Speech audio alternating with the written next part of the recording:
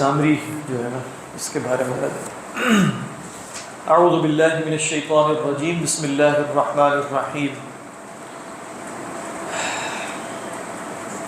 فأخرج لهم عجلا جسدا له خوار فقالوا هذا إلهكم وإله موسى فنسي صدق الله العظيم رب اشرح لي صدري ويسر لي أمري واحلل عقدة من لساني يفقهوا قولي اللهم الهمنا رشدنا وأعذنا من شرور أنفسنا تھوڑا سا ماسٹر کم کرنا ماسٹر اللهم انفعنا بما علمتنا وعلمنا ما ينفعنا وزدنا علما ٹھیک اللهم صل على سيدنا محمد وعلى آل سيدنا محمد وبارك وسلم آمین یا رب العالمین۔ حضرات یہ جو سامری نامی ایک شخص ہے اس کے حوالے سے ہماری جو تفسیری روایات ہیں ان میں بہت کچھ پایا جاتا ہے، یعنی بہت کچھ سے مراد ہے کہ کچھ ایسے قصے ہیں اور افسانوی قسم کی روایات ہیں کہ جو ناقابل تصدیق سی ہیں۔ ان کا خلاصہ میں چاہ رہا ہوں کہ عرض کر دوں تاکہ اگر آپ تفسیر ابن جریر الطبری پڑھیں یا تفسیر ابن ابی حاتم پڑھیں یا حدیث کی کتابیں جیسے تفسیر ابن ابی حاتم ہے یا مصنف عبد الرزاق ہے، اس میں آپ کو ایسی کثرت سے اسرائیلی روایات ملیں گی۔ ان کا خلاصہ یہ ہے کہ اس کا نام بھی موسیٰ تھا۔ کس کا بولا؟ یہ جو سامری ہے، اور یہ بنی اسرائیل میں سے تھا۔ اگرچہ عبداللہ ابن عباس کی ایک روایت ہے سعید ابن جبیر سے جس کے مطابق یہ بنی اسرائیل میں سے نہیں تھا، لیکن عمومی موقف کیا ہے کہ یہ بنی اسرائیل میں سے تھا، تبھی تو ان کے ساتھ نکل کے آیا ہوا ہے نا، صحرائے سینا میں موجود ہے تو غرق بھی نہیں ہوا، نکل کے آ گیا۔ اچھا اس کا نام تو موسیٰ تھا، اس کو سامری کیوں کہتے ہیں؟ اس لیے کہ یہ سامرا کا رہنے والا تھا۔ اچھا سامرا بھی دو ہے، یہاں پہ ایک سامرا ہے فلسطین میں اور ایک سامرا ہے مصر میں۔ جن لوگوں نے کہا کہ یہ اصل میں بنی اسرائیلی تھا ہی نہیں تو انہوں نے کہا کہ یہ مصر میں سامرا کا رہنے والا تھا، لہذا اپنی اصل کے اعتبار سے قبطی تھا لیکن بظاہر ایمان لے آیا تھا۔ اور جن لوگوں نے کہا کہ نہیں یہ بنی اسرائیلی تھا، بلکہ اس پر مزید اضافہ یہ کیا کہ حضرت موسیٰ کا خالہ زاد بھائی بھی اس کو قرار دے دیا، یعنی اس کا نام بھی موسیٰ تھا اور حضرت موسیٰ کا نام بھی موسیٰ تھا۔ یہ سامرا جو فلسطین میں ہے اس کی نسبت سے سامری کہلاتا تھا۔ اچھا حضرت موسیٰ، اور اس میں وجہ تشابہ یہ بیان کیا جاتا ہے کہ حضرت موسیٰ علیہ السلام کی والدہ کو بھی خوف ہوا کہ فرعون قتل کر دے گا تو اللہ کے حکم سے انہوں نے ڈال دیا سمندر میں۔ اس کی والدہ کو بھی اندیشہ ہوا، یہ بھی تقریباً اسی زمانے میں پیدا ہوا، یہ والا موسیٰ۔ ان کی والدہ کو بھی اندیشہ ہوا تو یہ ایک غار میں چھوڑ آئے۔ اچھا پھر اس روایت کے مطابق غار میں جن صاحب نے ان کی پرورش اور تربیت کی وہ حضرت جبرائیل، یعنی وہ ہمارے اس طرح کی جو کہانی میں ہوتا ہے کوئی ہرن آ گیا کوئی اس طرح کی، حضرت جبرائیل علیہ السلام نے اس کی پرورش کی ہے۔ حضرت جبرائیل کی انگلیوں سے یہ دودھ پیتا تھا موسیٰ سامری۔ اور پھر جیسے ہمارے ہاں نا شاعری میں بھی یہ مضمون بہت آ گیا، یعنی اب وہ شعر تو مجھے پوری طرح یاد نہیں تھا لیکن اس کا خلاصہ یہ ہے کہ بھئی آپ دیکھیں کہ زمانے کے تقلبات اور زمانے کے تغیرات کیسے ہیں کہ بھئی ایک موسیٰ جو فرعون کے گھر میں پلے تو وہ تو مرسل شمار ہو گئے، اور ایک موسیٰ کہ جس کی تربیت جبریل نے کی، یہ عربی شعراء بنو امیہ اور بنو عباس کے زمانے کے شعراء، اور جس کی تربیت جبرائیل نے کی وہ کافر بن گئے۔ اب یہ واقعتاً عجیب بات ہے اگر بالفرض یہ کہانی درست ہو۔ تو حضرت جبرائیل نے اس کی پرورش کی اور یہ بڑا ہوتا چلا گیا، لہذا نجات پا گیا۔ جب حضرت موسیٰ علیہ السلام روانہ ہوئے تو یہ بھی نکل کے آ گیا اور حضرت موسیٰ علیہ السلام کے ساتھ اس لشکر میں شامل ہو گیا۔ اسے نہیں معلوم تھا کہ یہ جو شخص میری تربیت کر رہا ہے، جو مجھے کھلاتا پلاتا رہا ہے، یہ کون تھا۔ اب جب حضرت موسیٰ علیہ السلام نے کراس کر لیا اس دریا یا سمندر یا بحر قلزم جو بھی تھا، اور فرعون جب آگے بڑھنے لگا تو جو اس کا جو گھوڑا تھا وہ پیچھے ہٹ گیا، گھوڑا آگے نہیں بڑھنا چاہ رہا تھا، کیونکہ آپ کو معلوم ہے کہ جو گھوڑے ہیں ان کی کچھ سینسز وغیرہ اور جانوروں کی زیادہ ہوتی ہے۔ اب اس گھوڑے کو آگے بڑھانے کے لیے کہانی بنائی گئی۔ وہ کہانی یہ ہے کہ حضرت موسیٰ علیہ فرعون جس گھوڑے پہ سوار تھا وہ حصان تھا، حصان ہوتا ہے مذکر، فرس ہوتا ہے مؤنث۔ تو حضرت جبرائیل علیہ السلام ایک گھوڑے پر آئے جو فرس تھا، اور وہ اس کے آگے سے گزر کے گئے تاکہ یہ گھوڑا اس گھوڑی کے پیچھے چل پڑے۔ سمجھ، یہ آگے نہیں بڑھنا چاہ رہا تھا تو یہ آگے بڑھے تو یہ پیچھے چل پڑے۔ اس موقع پر دیکھا اس شخص نے جو موسیٰ سامری تھا، موسیٰ کہنے نہیں چاہیے، سامری تھا، اس نے دیکھا اور تو پہچانا کہ یہی وہ شخص ہے کہ جو میرے پاس آیا کرتا تھا، جس نے میری تربیت کی ہے. اور جیسے اسے اس وقت ایک انکشاف سا ہوا. اب یہ روایت میں واضح نہیں ہے کہ موسیٰ نے بتایا کہ یہ جبرائیل ہے، اس وقت اسے یہ انکشاف ہوا کہ یہ جبرائیل ہے کہ جو میری تربیت کرتا ہے. حضرت جبرائیل علیہ السلام کے جو گھوڑے کے نیچے جہاں سے وہ گزر رہا تھا وہاں سے اس نے ایک مٹھی بھر مٹی لے لی، جس کا ذکر آگے آئے گا، اس میں ہم دیکھیں گے کہ اس کی کیا تفسیر ہے. فَقَبَضْتُ قَبْضَةً مِنْ أَثَرِ الرَّسُولِ فَنَبَذْتُهَا وَكَذَلِكَ سَوَّلَتْ لِي نَفْسِي. تو یہ تو ہو گیا، اس نے مٹی جیسے اپنی زنبیل میں یا جیب میں یا کہیں چھپا کے رکھ لی ہے. حضرت جبرائیل علیہ السلام کا اسے مشاہدہ ہوا. بعد میں جب حضرت موسیٰ علیہ السلام تشریف لے گئے کوہ طور پر تورات کے لیے 40 دن کے لیے وہ چلے گئے، تو پیچھے سے لوگوں کو بتایا گیا کہ بھئی یا سامری نے بتایا، یہ واضح نہیں ہے، یہ حضرت ہارون نے ہو سکتا ہے بتایا کہ یہ جو سونا تمہارے پاس ہے جو تم ادھر سے لے کر آگے جو ان کا تھا اصل میں تمہارے لیے جائز نہیں ہے. تو ان سب نے سونا نکال کے گھڑے میں جمع کر دیا. اس شخص نے کیا کیا کہ وہ جو مٹی ہے وہ لی اپنے ہاتھ میں اور اس میں ڈالی، یعنی وہ کچھ بیٹھ کے بنایا نہیں ٹیکنیک کر کے کہ وہ ترکیب دے رہا ہے اسے بیل کی شکل میں، مٹی ماری اور کہا کن، اسے اس طرح کہا اس کے بعد کن عجلا جسدا لہو خوار. ٹھیک ہے، کن عجلا جسدا لہو خوار. تو وہ ایک جسد بن گیا بیل یا بچھڑے کی صورت میں، اور اس میں سے گائے کی، خوار کہتے ہیں گائے کی آواز کو، جو گائے کی خاص آواز ہوتی ہے اس کا نام ہی عربی میں خوار، خار یخور خورا و خوار تخور البقر، اس میں سے ایک آواز آنا شروع ہو گئی. اور وہ سونا چاندی اور زیورات کا بنا ہوا ایک بڑا سارا وہ تھا. بنی اسرائیل، اچھا یہ روایت میں نہیں ہے، بنی اسرائیل پہلے مصر میں تھے اور مصر میں ایک خدا کی عبادت ہوتی تھی جو ایبیسیس اس کا نام آتا ہے، جو اصل میں گائے کی شکل میں. آپ جانتے ہیں جو زراعتی علاقے ہوتے ہیں وہاں گائے کی بہت اہمیت ہوتی ہے. تو جیسے ہمارے ہندوستان میں بھی گائے ہے، اسی طرح وہاں بھی گائے کی باقاعدہ عبادت ہوتی تھی سرزمین مصر میں. تو لہٰذا یہ رہتے رہے وہاں رہتے رہے تو بہت سا اثر لے چکے. اچھا وہاں جس گائے کا بت بنایا جاتا تو اس میں سے گائے کی آواز بھی نہیں آتی تھی.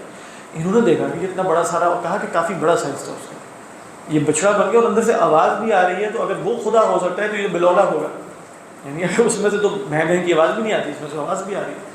تو بہرحال سامری نے کہا کہ یہ ہے وہ تمہارا معبود، اور موسیٰ کا بھی معبود یہی ہے. موسیٰ بھول کر کہیں اور چلے گئے جس کا ذکر آئے گا. فَقَالُوا هَذَا إِلَٰهُكُمْ وَإِلَٰهُ مُوسَىٰ فَنَسِيَ. یہی تو معبود ہے، سب نہیں، ایک بڑی تعداد جیسے اس کے سامنے دھیان اور اعتکاف کی حالت میں بیٹھ کر اس کی عبادت انہوں نے شروع کر. تو یہ موسیٰ، یہ جو سامری تھا اس کا قصہ. یہ بعد میں ایک قصہ ہے کہ حضرت موسیٰ پوچھیں گے کہ تمہارا کیا ہے، تو وہ کہے گا بصرت بما لم یبصروا بہ. مشہور روایت کے مطابق وہ کہہ رہا ہے کہ میں نے جبرائیل کو دیکھا اور جبرائیل کے نقش پا سے میں نے ایک مٹی لے لی، فنبذتھا، اور اس کو مارا. میرے نفس نے مجھے یہی سکھایا تھا کہ ایسے ہی کرنا چاہیے. وَكَذَلِكَ سَوَّلَتْ لِي نَفْسِي. اور پھر اسے ملک بدر کر دیا گیا، دیس نکالا کیا گیا اور کہہ دیا گیا کہ تمہاری سزا یہ ہے کہ تم جنگلوں میں پھرو گے اور کہو گے لا نساء، کوئی مجھے نہ چھوئے، کوئی نہ چھوئے. یعنی تمہارے اندر سے جو انسانیت کا جو انس ہے دوسروں سے مل جل کے رہنے والا وہ نکال دیا جائے گا، اور تم ایک حیوان کے طور پہ جنگلوں میں مارے پھرو گے. پھر ہمارے کچھ لوگوں نے اس پر مزید کہانیاں بھی بنائی کہ یہی وہ صاحب ہیں جو دجال بھی، یعنی یہ نکل گئے، پھر ان کو کہیں قید کر دیا گیا جو جزیرہ ہے.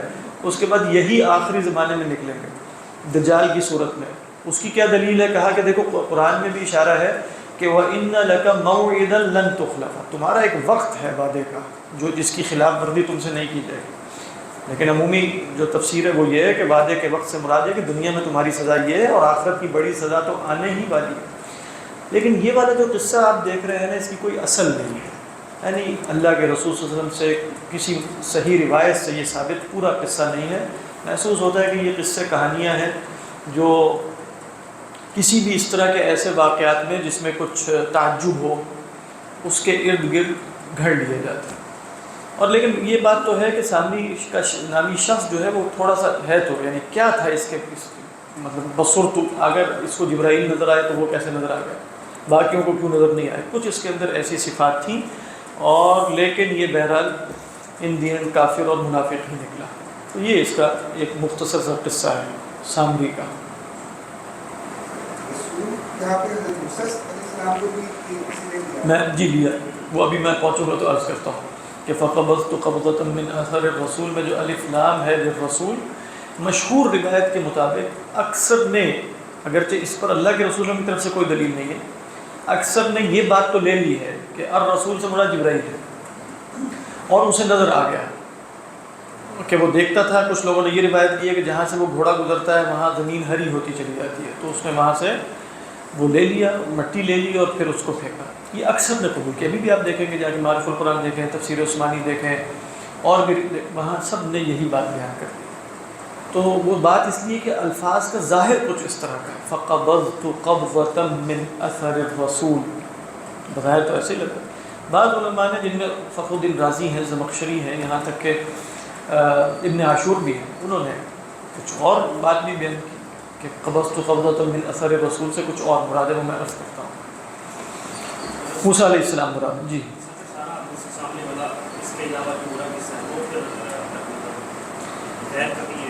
مطلب آپ کہیں کہ غیر معقول سا لگتا ہے، بالکل غیر ممکن تو نہیں ہے، ناممکن تو نہیں ہے، لیکن جب تک ہمارے پاس کوئی دلیل نہ ہو اس قصے کو ماننے کی، تو کوئی اتھینٹیکیشن ہے، اسرائیلی قصے ہے، اور یہ جو واعظ ہوتے تھے انہوں نے یہ قصے بیان کرنے۔ آپ دیکھیں کہ کوئی بھی انہونی سی بات ہو، اس کے ارد گرد ایسی مزید انہونی باتوں کا ایک پورا جال جو ہے وہ بچھا دیا جاتا ہے۔ وہ تو سیدھی سی بات ہے، وہ تو بتاتے ہیں کہ یہ اسرائیلی روایت ہے، یہی کام ہو کے بتایا گیا، اس کی کوئی اتھینٹیکیٹ، یعنی یہ اللہ کے رسول کا قول نہیں ہے، یہ صحابہ کا قول بھی نہیں ہے، یہ صحابہ بھی اسرائیلی روایت نقل کر دیا کرتے تھے تو کر دیا، تو ہم نے ان کے بارے میں تصدیق کی کوئی ضرورت نہیں، تکذیب کی بھی ضرورت نہیں ہے، لیکن ہم کہیں گے کہ قرآن میں بالکل اشارہ نہیں ہے کہ اس کا نام بھی موسیٰ تھا اور یہ بھی قصہ ہے اور یہ بھی قصہ ہے، یہ ویسے بیان کرنے کے لیے، کہانی سنانے کے لیے اچھا ہے، لیکن اس کی حقیقت نہیں۔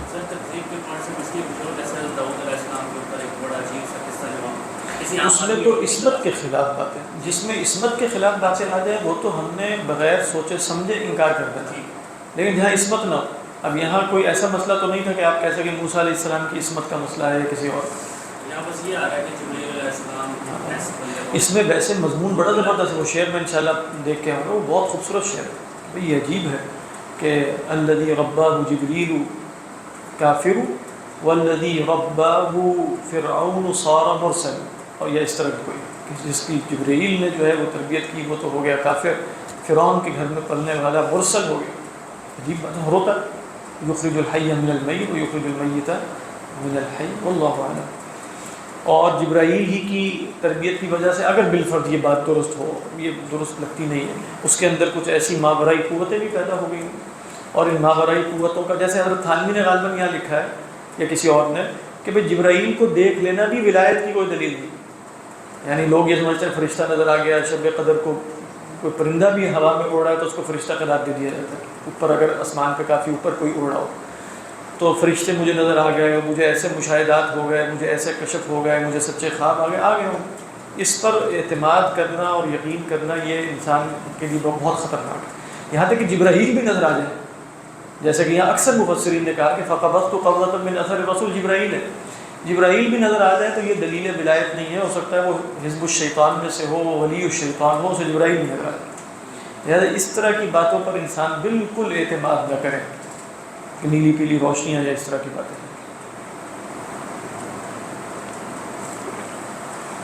یہ ہے آگے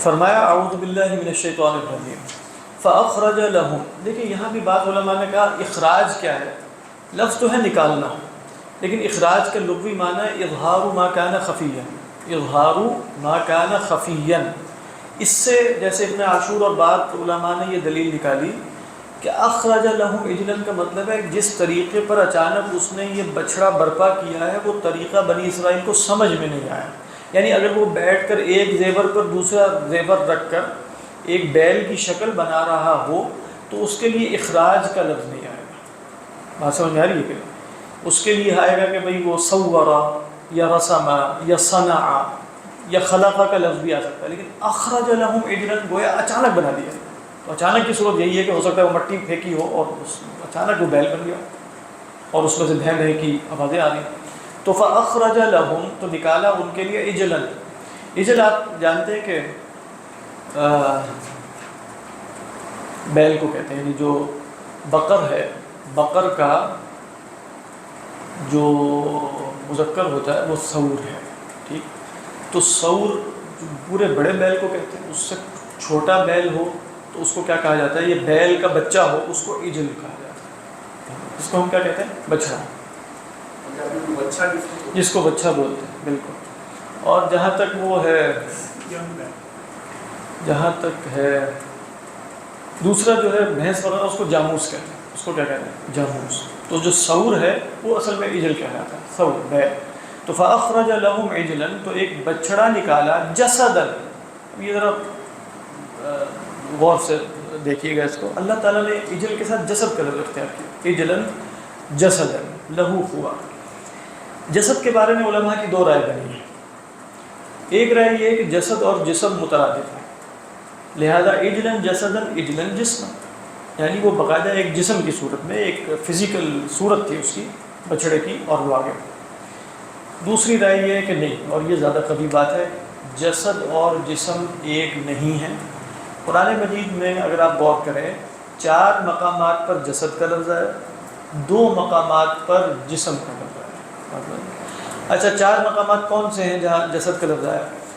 پہلا مقام ہے جیسے سورہ اعراف کا، اور وہ بھی اسی تناظر میں کہ وَاتَّخَذَ قَوْمُ مُوسَى مِنْ حُلِيِّهِمْ مِنْ بَعْدِهِ مِنْ حُلِيِّهِمْ عِجْلًا جَسَدًا لَهُ خُوَارٌ.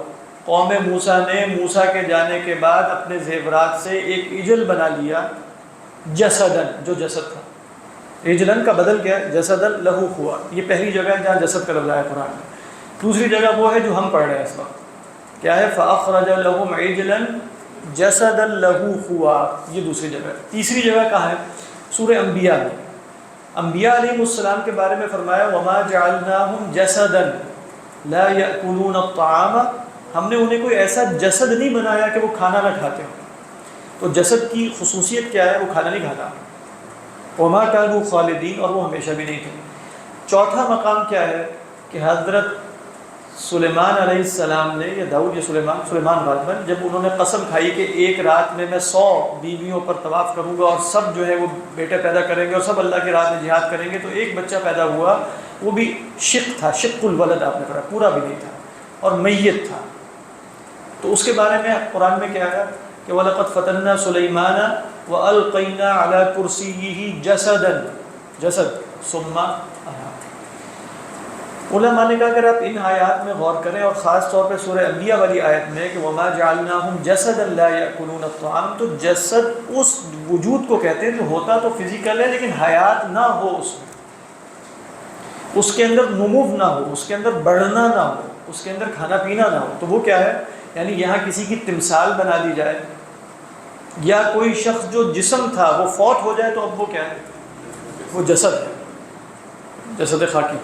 جسد کیا ہے؟ جس میں حیات نہیں ہے، جس میں نمو نہیں. اچھا جسم قرآن مجید میں کس معنی میں آیا؟ ایک وہ زندوں کے لیے آیا. فرمایا سورہ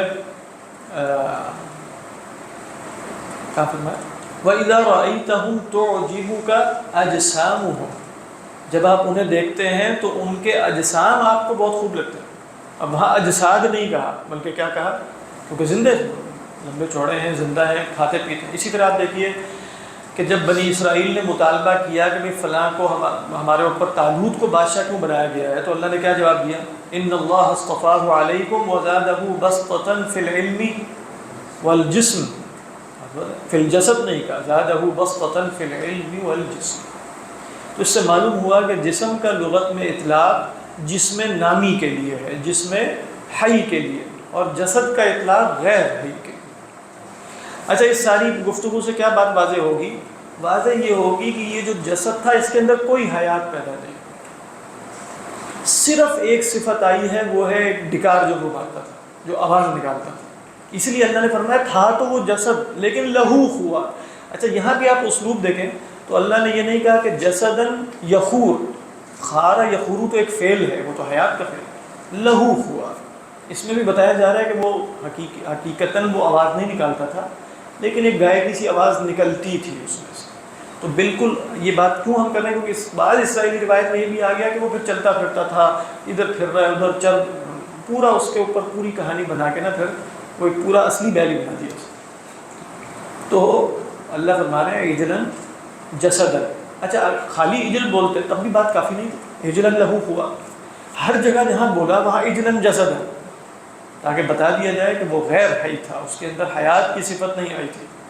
لہو ہوا، اس میں محض ایک گائے کی ڈکار تھی، گائے کی آواز تھی. بہرحال یہ بھی اہم بات ہے کہ جسد اور جسم مطلب یہی 6 جگہ ہیں میرے خیال میں، جہاں جسد جو ہے وہ 4 دفعہ آیا قرآن مجید میں، اور جسم جو ہے وہ 2 دفعہ. ایک دفعہ جمع ہے اجسام اور ایک دفعہ واحد.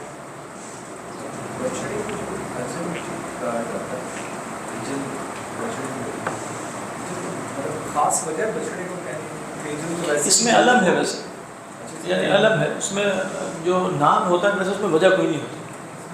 باقی آپ کوئی اجولت سے نکال لیں، اجلت سے یا اجلت سے، اللہ عالم کوئی رب نکل آئے اجل کا، لیکن اسم ہے اس کا.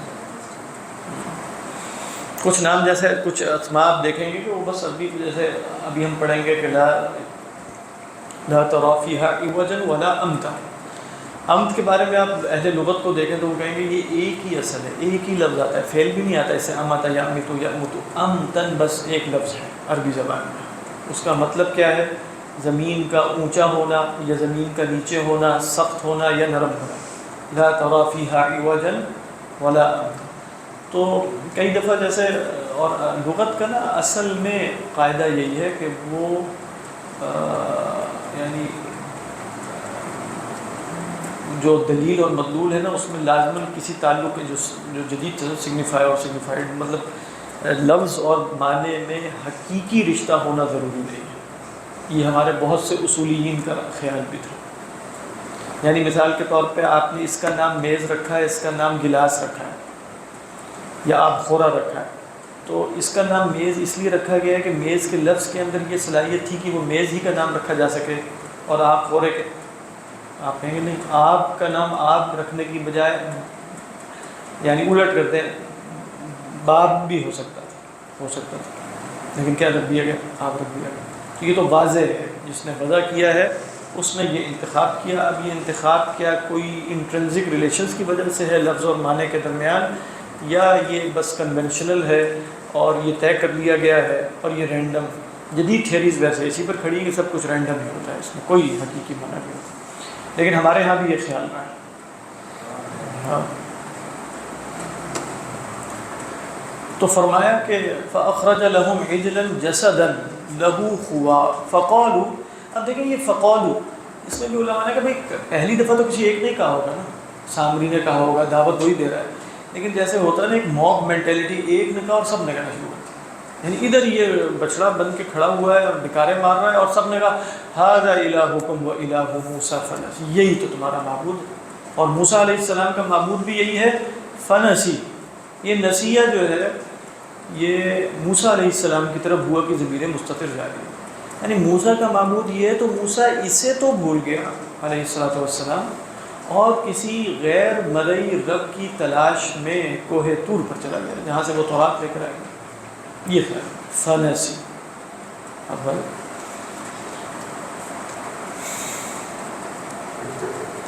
عجیب سا لگتا ہے جی عثمان صاحب یہ بنی اسرائیل سارے کیسے اس لیے کہ بنی اسرائیل کے بارے میں ہمارے جو علماء ہیں نا، جیسے متکلمی شہرستانی ہوں یا بعد میں، وہ کہتے ہیں تشبیہ جو تشبیہی عقیدہ نا خدا کے بارے میں جسم ہونے کا، وہ اصلاً بنی اسرائیل سے ہے.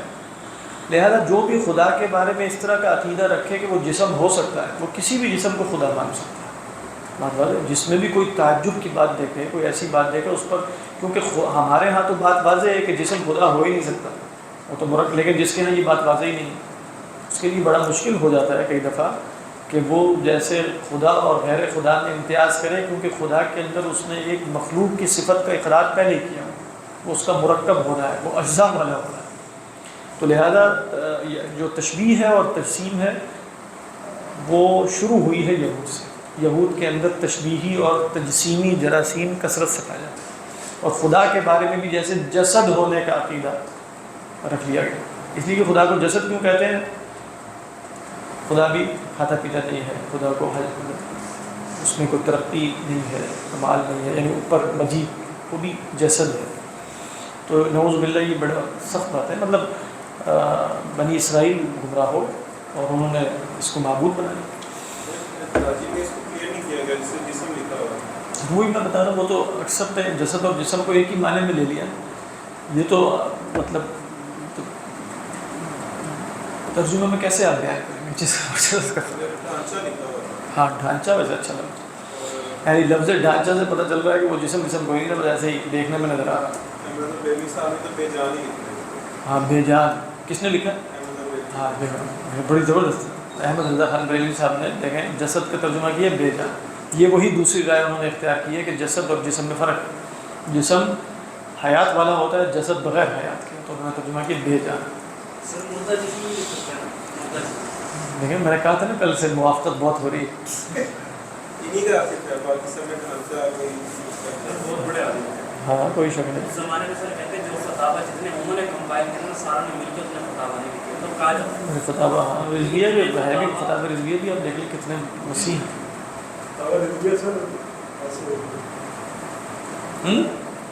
فتاوا رضویہ کی نا پہلی 2 جلدیں چھوڑ کے باقی ساری ٹھیک ہے. پہلی 2 جلدیں میرے خیال عقائد کے اوپر ہیں. کیوں؟ اور آن لائن میں نے چیک کیا 71,000. عام آدمی کو لینا بھی نہیں چاہیے. کیا ضرورت ہے؟ بس پہلی جو جلدیں ہیں نا عقائد والی، اس میں زبان بہت سخت ہے، بہت گندی زبان بھی استعمال کر لیتے ہیں سارا کچھ. وہ نہیں مطلب دیوبندی اور وہابی اور فلانا ڈھمکانا، وہ ان کا ایک الگ سلسلہ ہے. باقی فقہ کے وہ بہت بڑے ماہر تھے، اس میں کوئی شک نہیں. بہت کہا جاتا ہے کہ فقیہ بہت بڑے تھے.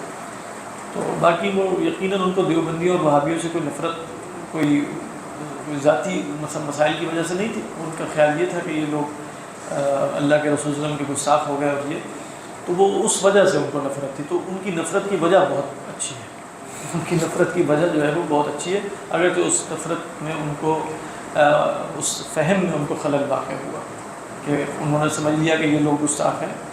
تو حقیقت یہ تو نہیں کوئی کہہ سکتا کہ دیوبندی اور بریلوی اور دیوبند کے تمام بزرگوں سے کوئی ان کے ذاتی مسائل تھے، کوئی لینے دینے کے مسائل تھے، کوئی پیسے کے مسائل تھے، کوئی ذاتی خاندانی جھگڑے تھے جس کی وجہ سے انہوں نے کہا ان سب کو برا بھلا کہتے ہیں. مسئلہ تو، اور آپ ان کی اگر نعتیں پڑھیں تو جو ان کے دیوان، تو اب پتہ چل جاتا ہے کہ ان کے اندر تو ایک مطلب اللہ کے رسول صلی اللہ علیہ وسلم کی محبت تو بہرحال کوٹ کوٹ کے بھری ہوئی ہے، اس میں تو کوئی شک نہیں ہے.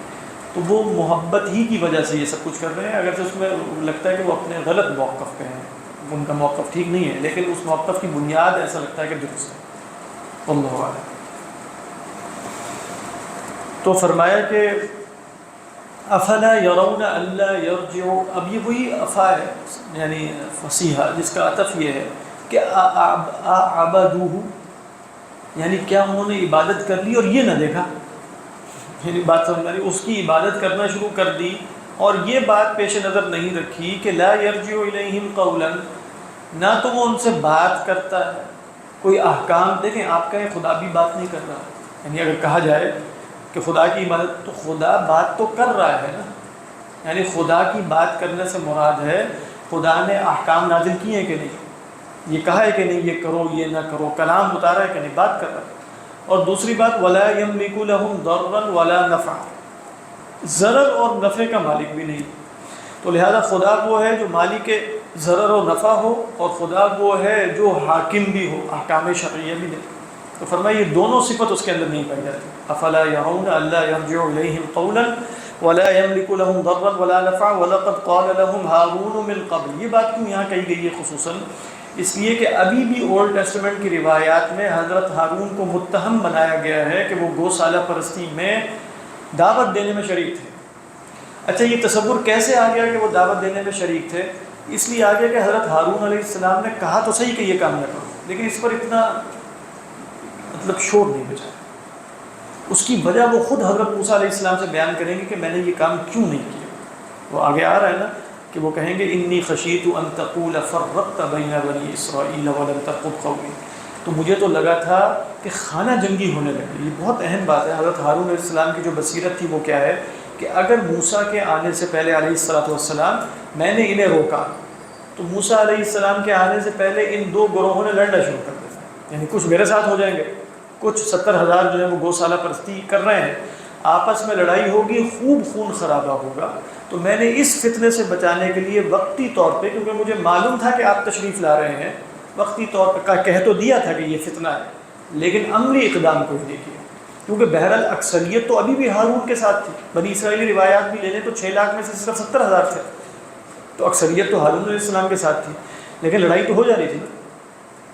تو لہذا فرقت بین بنی اسرائیل، یہ بہت اہم بات ہے کہ بھئی ابھی بنی اسرائیل متحد ہیں، تو ابھی میں ان میں تفریق نہیں کرنا چاہ رہا تھا، تو لہذا میں نے وقتی مصلحت کے تحت انہیں نہیں روکا تو صحیح، بالفعل بالید نہیں روکا۔ تو لہذا اللہ تعالیٰ نے حضرت ہارون علیہ السلام کی برات کیسے بیان کی ہے؟ اس تہمت سے کہ وہ داعین میں شامل تھے کہ وَلَقَدْ قَالَ لَهُمْ هَارُونُ مِنْ قَبْلُ، ہارون نے ان سے اس سے قبل یہ کہا تھا۔ کس سے قبل؟ یعنی اس عبادت سے قبل، کہ یا قوم انما فتنتم بی، اے میری قوم تمہیں اس بچھڑے کے ہی کی ضمیر کہا کہ جا رہی ہے اجل کی طرف، تمہیں اس بچھڑے کے ذریعے آزمایا گیا ہے، فتنے میں ڈالا گیا ہے، یہ آزمائش ہے، اور تمہارا رب یہ نہیں ہے، وَإِنَّ رَبَّكُمُ الرَّحْمَنُ، تمہارا رب تو الرحمن ہے، لہذا فَاتَّبِعُونِی، میری اتباع کرو، وَأَطِیعُوا أَمْرِی، میرے معاملے کی میرا کہا مانو۔ تو حضرت ہارون علیہ السلام نے یہ کہا، انہوں نے ایک جواب دے دی، وہ جواب کیا تھا؟ موسیٰ کے آنے تک تو ہم یہی کام کریں گے۔ تو حضرت ہارون نے چھوڑ دیا کام کرنے سے، کرو بیٹھو۔ اس کی بنا پر شاید بنی اسرائیل میں یہ تصور پنپ گیا کہ ہارون علیہ السلام نعوذ باللہ اس میں شریک جرم تھے۔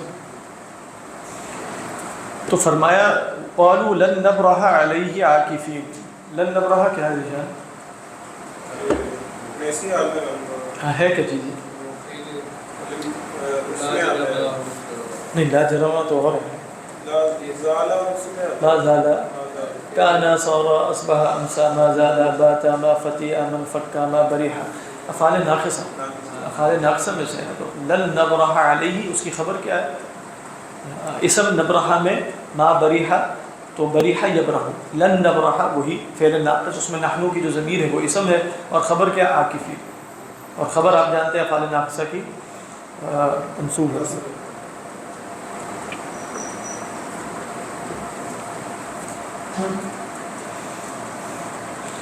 قولوا لن، دیکھیں معبود ہوتا وہی ہے جس پر اعتکاف کے ساتھ بیٹھا جائے، یہ بات تو سمجھ میں آ رہی ہے۔ قولوا لن نبرح علیہ عاکفین، ہم اس پر اپنی توجہ کو مرکوز کر کے بیٹھے رہیں گے۔ عاکف ہے، عاکفو کہتے ہیں توجہ، یعنی لغت میں توجہ مرکوز کرنا، جیسے عکفت علیہ، توجہ کے ساتھ بیٹھ گیا، دھیان کے ساتھ، اسی سے لفظ اعتکاف بھی، اعتکاف میں بھی انسان اپنے آپ کو جیسے فوکسڈ کر کے کسی شے پر بیٹھ جاتا ہے، تو ہم اس پر اعتکاف کی حالت میں بیٹھے رہیں گے۔ کیا ترجمہ ہے لن نبرح علیہ عاکفین؟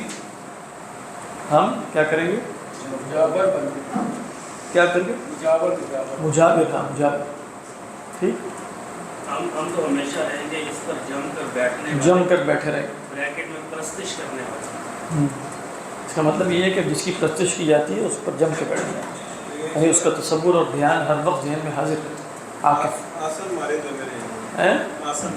آسن مارے کوئی جم کے بیٹھے رہیں گے، مجابر بن کے بیٹھے رہیں گے۔ حتی یرجع الینا موسیٰ، یہاں تک کہ موسیٰ علیہ السلام ہی ہمارے پاس واپس آ جائیں۔ اب آگے محذوف کیا ہے کہ وہ واپس آ گئے، تو آگئے تو قال یا ہارون، انہوں نے آ کر کہا اے ہارون، ما منعک اذ رأیتہم ضلوا، کیا مطلب محذوف کیا ہے؟ ما منعک، کس بات نے تمہیں روکا، کس بات سے؟ ان تمنعہم، وہ محذوف ہے، یعنی کس بات نے تمہیں اس سے روکا کہ تم انہیں منع کرو؟ کب؟ ظرف کیا ہے اس کا؟ اذ رأیتہم ضلوا، جب تم نے انہیں دیکھ لیا کہ وہ گمراہ ہو گئے ہیں تو تم نے روکا کیوں نہیں؟ تو گویا حضرت موسیٰ بھی واپس آئے تو فوری تاثر انہیں یہ لگا کہ نہیں لگا کہ ہارون نے نہیں روکا علیہ السلام۔ اس لیے اب جن لوگوں نے دور سے دیکھا ہوگا کہ ہارون علیہ السلام کی داڑھی پکڑ کے بھی کھینچ رہے ہیں، وہ بالوں سے پکڑ کے کھینچ رہے ہیں، تو عجیب سا منظر ہوگا نا، رسول ہے، تو انہوں نے یہی تصور کیا ہوگا کہ شاید ہارون علیہ السلام اس جرم میں شریک ہے، تبھی موسیٰ علیہ السلام سے یہ سلوک کر، تو یہ بات جیسے بنی اسرائیل میں پھر پھیل گئی۔ اور وہ جو ڈائلاگ ہوا حضرت موسیٰ اور ہارون میں، وہ کیا ہو رہا ہے، وہ ہر ایک نے سنا نہیں ہو کہ بات کیا ہو۔ یہ منظر تو بہرحال آپ دیکھیں، اس طرح کی خبر تو جیسے جنگل میں آگ کی طرح پھیلتی ہے، ہارون علیہ السلام کے ساتھ یہ ہوا. تو وہاں آپ دیکھیں کہ یہاں تو شاید نہیں فرمایا کہ دوسری جگہ تو ہے یابن ام لا تأخذ بلحیتی ولا برأسی انی خشیت ان، یہاں بھی لا یابن ام لا تأخذ بلحیتی ولا برأسی انی خشیت ان تقول. تو بہت سخت منظر ہے حضرت موسیٰ علیہ السلام. صحیح موجودہ بنی اسرائیل کے عقیدے میں اس کا مطلب کہتے ہیں کہ اولڈ ٹیسٹمنٹ میں موجود ہے، اولڈ ٹیسٹمنٹ میں موجود ہے جیسے. اور ان کے ہاں نا کوئی ایسی بڑی بات نہیں ہوتی کہ انبیاء کی طرف کفر کی نسبت کر کے توبہ کروا لیں. توبہ کروا کی بات نہیں، مطلب جب حضرت موسیٰ علیہ السلام نے آ کے سمجھایا انہیں، لیکن وہ بھی اس جرم میں شریک ہو گئے تھے. جیسے آپ جانتے ہیں کہ حضرت سلیمان علیہ السلام اور خاصہ داؤد علیہ السلام کی طرف نسبت کیسی کہ فلاں کی بیوی سے شادی کرنے تو قتل کرا دیتے ہیں، ان کو وہ بھیج دیا ادھر، یہ کر دیا. یہ کام ان کے یہاں عام ہے. حضرت لوط علیہ السلام کی طرف عجیب و غریب باتوں میں نسبت کر دی، حضرت نوح علیہ السلام کی طرف. وہ تو توہین بہت زیادہ ہے انبیاء کی. ان کے ہاں وہ تصور انبیاء کا ہے ہی نہیں جو ہمارے ہاں جس احترام کا تصور ہے. تو الٹی سیدھی باتیں کرتے ہیں. سب کچھ یعقوب علیہ السلام کے بارے میں کشتی تو لڑی، اپنی بیٹیوں کے ساتھ. ہاں وہ تو خیر حضرت نوح علیہ السلام کے بارے میں، نوح علیہ السلام. یعقوب علیہ السلام کے بارے میں. نوح علیہ السلام ان کے ساتھ بھی ہے کچھ یہ کوئی شکر نہیں ہے. ایسے ہی. اس لیے بعض لوگوں نے کہا تھا کہ توہین انبیاء کا قانون اگر پاس ہو رہا ہے تو سب سے پہلے تو اولڈ ٹیسٹمنٹ پر بندی لگنی چاہیے. مطلب اگر کرنا ہے کیونکہ اولڈ ٹیسٹمنٹ میں یہ ساری باتیں موجود ہیں، ابھی بھی موجود ہیں، تو لہٰذا توہین انبیاء کا قانون تو وہاں لاگو ہونا چاہیے. بہرحال قال یا ہارون ما منعک اذ رأیتہم ضلوا الا تتبعنی. اچھا اللہ تتبعنی کہ تم نے میری پیروی نہیں کی. یہ جو اللہ ہے یہ لا زائدہ ہے. کیا مطلب؟ یعنی منعک میں پہلے بھی معذوف ہم نے مانا کہ بھائی منعک کیا ہے؟ ما منعک ان تمنعہ. دوسرا ما منع کے ساتھ متعلق کیا ہے؟ قال ما منعک ان تتبعنی. اور چونکہ ما منعک میں کس شے نے تمہیں روکا ہے، اس میں نفی شامل ہے نا، کہ مطلب رکنا شامل ہے. کس بات سے رکنا؟ کہ اللہ تتبعنی، کہ تم نے میری پیروی نہیں کی. تو لا کیا ہے یہاں؟ زائدہ ہے. اور ان تتبعنی متعلق ہے منع کے ساتھ، یعنی ما منعک ان تتبعنی. کس بات نے تمہیں روکا کہ تم میری اتباع کرو؟ یعنی تم نے میری اتباع کیوں نہیں کی؟ اللہ تتبعنی، کہ تم نے اتباع نہیں کی میری. بات بات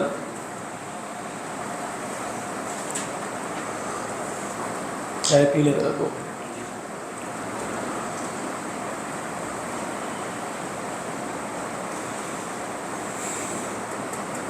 ویسے ادب کے لحاظ سے کھانے پینے کے وقت جو ہے اس سے قرآن کا نہیں چاہیے. میرے علم میں ہم نے جو آداب پڑھے تو اس پہ ایسا تھا تو نہیں.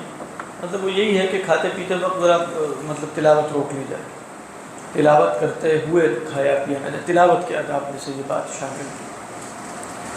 درس و تدریس کے آداب میں یہ بات شامل میں نے پڑھی نہیں ویسے کہ اس کو کچھ کھاتے ہوئے درس و تدریس نہیں ہو سکتی، لیکن بہر اللہ ادب کے خلاف ہی لگتا ہے. اصول ہے.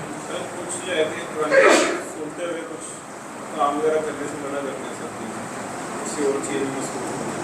اصل میں دو چیزیں ہیں ہمارے علماء بھی جیسے کہتے ہیں. ایک ہے آپ کے سامنے کوئی شخص بیٹھ کے تلاوت کر رہا ہے اور آپ اس کی تلاوت سننے کے لیے وہاں بیٹھے ہوئے، تب آپ وہاں ادھر ادھر اور کاموں میں مشغول نہیں ہوں. ایک ہے کہ ایک شخص تلاوت کر رہا ہے آپ کی مرضی کے بغیر، یعنی وہ کہیں بیٹھا تلاوت کر رہا ہے دوسرے کمرے میں اور آپ کسی دوسرے کمرے میں ہیں اور آپ تک آواز آ رہی. ایسی صورت میں کچھ منع نہیں ہے کہ آپ اپنے کاموں میں مشغول رہیں. تیسرا یہ ہے کہ آپ نے تلاوت لگائی ہے، جیسے قرآن مجید کی تلاوت ٹیپ ریکارڈر میں لگائی، اس میں زیادہ بہتر یہ ہے کہ آپ بیٹھ کے تلاوت سنیں. لیکن اگر آپ کہتے ہیں جیسے خاتون ہیں گھر کا کام کر رہی ہیں کچن میں، انہوں نے تلاوت لگا لی ہے اور وہ سنے جائے، یہ بھی جائز ہے. کیونکہ قرآن کی تلاوت بھی چلتے پھرتے کرنا جائز ہے. قرآن کی تلاوت مختلف کاموں میں، آپ سڑک پہ چلتے ہوئے جا رہے ہیں یا سائیکل چلا رہے ہیں اور آپ قرآن کی تلاوت کر رہے ہیں، جائز ہے. ٹھیک ہے. الذین یذکرون اللہ قیاما وقعودا، اس میں علماء نے کہا قیاما وقعودا میں تلاوت بھی شامل ہے. تو لہذا اگر اس طرح کے تمام کام کرتے ہوئے تلاوت کرنا جائز ہے تو علماء کہتے ہیں سننا بھی جائز ہے، لیکن بیسٹ اچھی صورتحال یہ ہے کہ آپ مصحف کھول کے بیٹھیں اور تلاوت کریں. اور اسی طرح یہ ہے کہ تلاوت ہو رہی ہے تو آرام سے بیٹھ کے سنیں. لیکن اس کا مطلب یہ نہیں کہ اگر یہ نہیں کر سکتے تو چلتے پھرتے سننا جائز نہیں ہے، تلاوت کرنا جائز ہے، سر ذہن حاضر نہ بھی ہو جیسے کوئی بات نہیں۔ جم کر رہا ہے اور بندہ جو ہے ساتھ تلاوت لگائی ہوئی اس کے کانوں میں کہتا ہے گانے چل رہے میں تلاوت لگا دوں تاکہ گانے نہ میرے کانوں میں کوئی حرج نہیں لگتا اس میں، بظاہر کوئی حرج نہیں لگتا۔ اللہ تو اس میں سر ایک وہ جو ایلیمنٹ ہوتا ہے کہ قرآن میں ضرورت کا قائم ہوتی ہے وہ پھر اثر جیسے کام ہونا شروع ہوتا ہے، یعنی بہت زیادہ سن کے نا وہ پھر سن کے نا وہ ایک یوز ٹو وہ ایک رکت نہیں رہتی وہ تو ہر چیز کے ساتھ ہے، اس کے لیے انسان کو کوئی اور تدبیریں کرنی چاہیے، اچھا کوئی اور تدبیریں کرے۔ اہتمام سے پڑھے بعد میں۔ یہی صرف یہی معمول نہ بنائے کہ جم کے وقت ہی سنتا ہے ہاں بس، جی ہاں اور کسی اور سنتا ہی نہیں ہے صحیح طرح۔ میں تو یہ کہہ رہا ہوں کہ اگر انسان جیسے گاڑی ڈرائیو کر رہا ہے فلاں فلاں وہ چاہتا ہے کہ سنیں تو سنیں، اچھی بات کچھ ہے۔ نہ کچھ گانا جیسے گھر میں ایسے بچہ پھر رہا ہے تو بات کر لی آپ نے، 5 منٹ بعد آیا۔ ہاں وہ اس میں تو ویسے علماء یہی کہتے ہیں اگر آپ قرآن کی تلاوت کرتے ہوئے بیچ میں رک جاتے ہیں اور کلام کر لیتے ہیں لوگوں سے یا فلاں سے فلاں سے، دوبارہ رجوع کریں تو اعوذ باللہ پڑھنا افضل ہے، فرض یا واجب نہیں، اعوذ باللہ پڑھیں، اعوذ باللہ من الشیطان، لیکن اگر بالکل نہیں بھی پڑھا تو وہ مطلب جیسے حرام نہیں ہے، ٹھیک ہو جائے۔ جیسے آپ گاڑی اندر آتے ہیں کی تلاوت ماشاء اللہ اچھی ہوتی ہے، ایک یعنی اس سے تاثیر زیادہ فیل ہوتی تھی بجائے خود پڑھنے کی۔ ہاں تو اگر یہ فیلنگ آ رہی ہے ایسے کہ خود پڑھنے سے وہ چیز نہیں ملی جو کسی کو سننے سے ملی، یہ بات اس میں کوئی مسئلہ نہیں ہے، لیکن اس کی وجہ سے خود پڑھنا نہیں چھوڑنا چاہیے۔ مطلب یہ تو ہو سکتا ہے کہ آپ سننے کا ٹائم بڑھا دیں یہ کر دیں، لیکن یہ کہ اسی بنا پر آپ کہیں کہ میں خود پڑھوں گا ہی نہیں، اس سے اور تاثیر ختم ہی ہوتی چلی جائے گی اپنے پڑھنے کی۔ تو پڑھنا ضرور، اپنا پڑھنا ضروری۔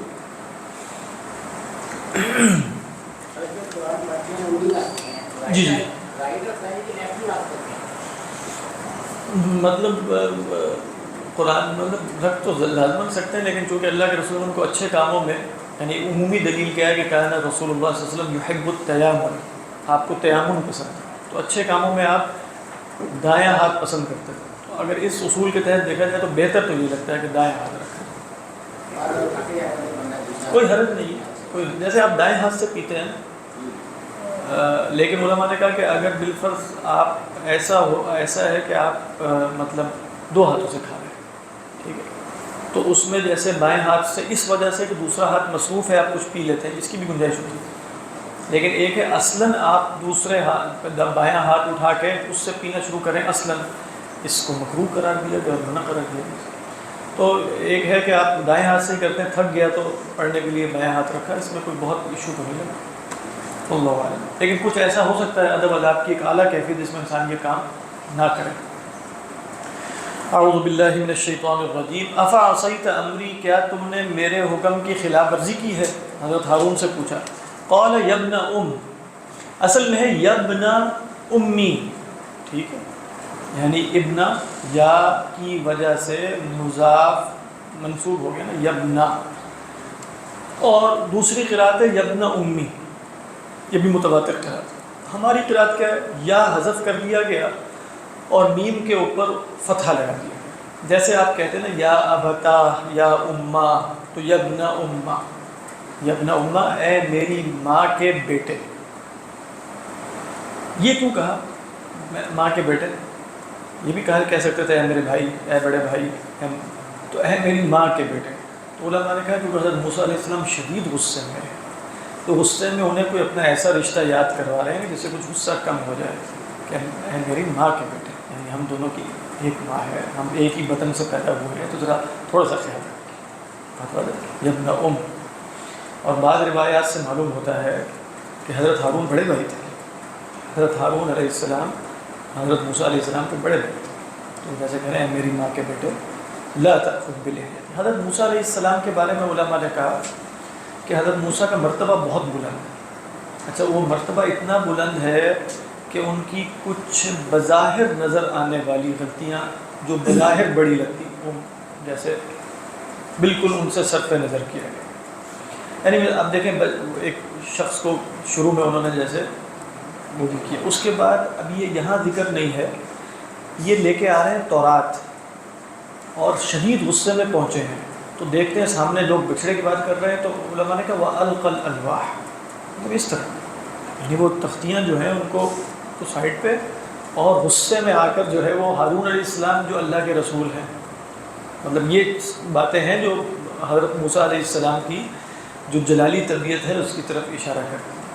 تو وَأَلْقَى الْأَلْوَاحَ وَأَخَذَ بِرَأْسِ أَخِيهِ يَجُرُّهُ إِلَيْهِ۔ اب آپ دیکھ لیں وہاں لفظ کیا بولا، صرف بالوں سے پکڑا نہیں، پکڑ کے گھسیٹا، مطلب اتنے سخت غصے میں تھے، جو ہم نے پیچھے پڑھا نا غضبان اسفا، اس کی آپ تعبیر دیکھ لیں، اس اتنے غصے میں۔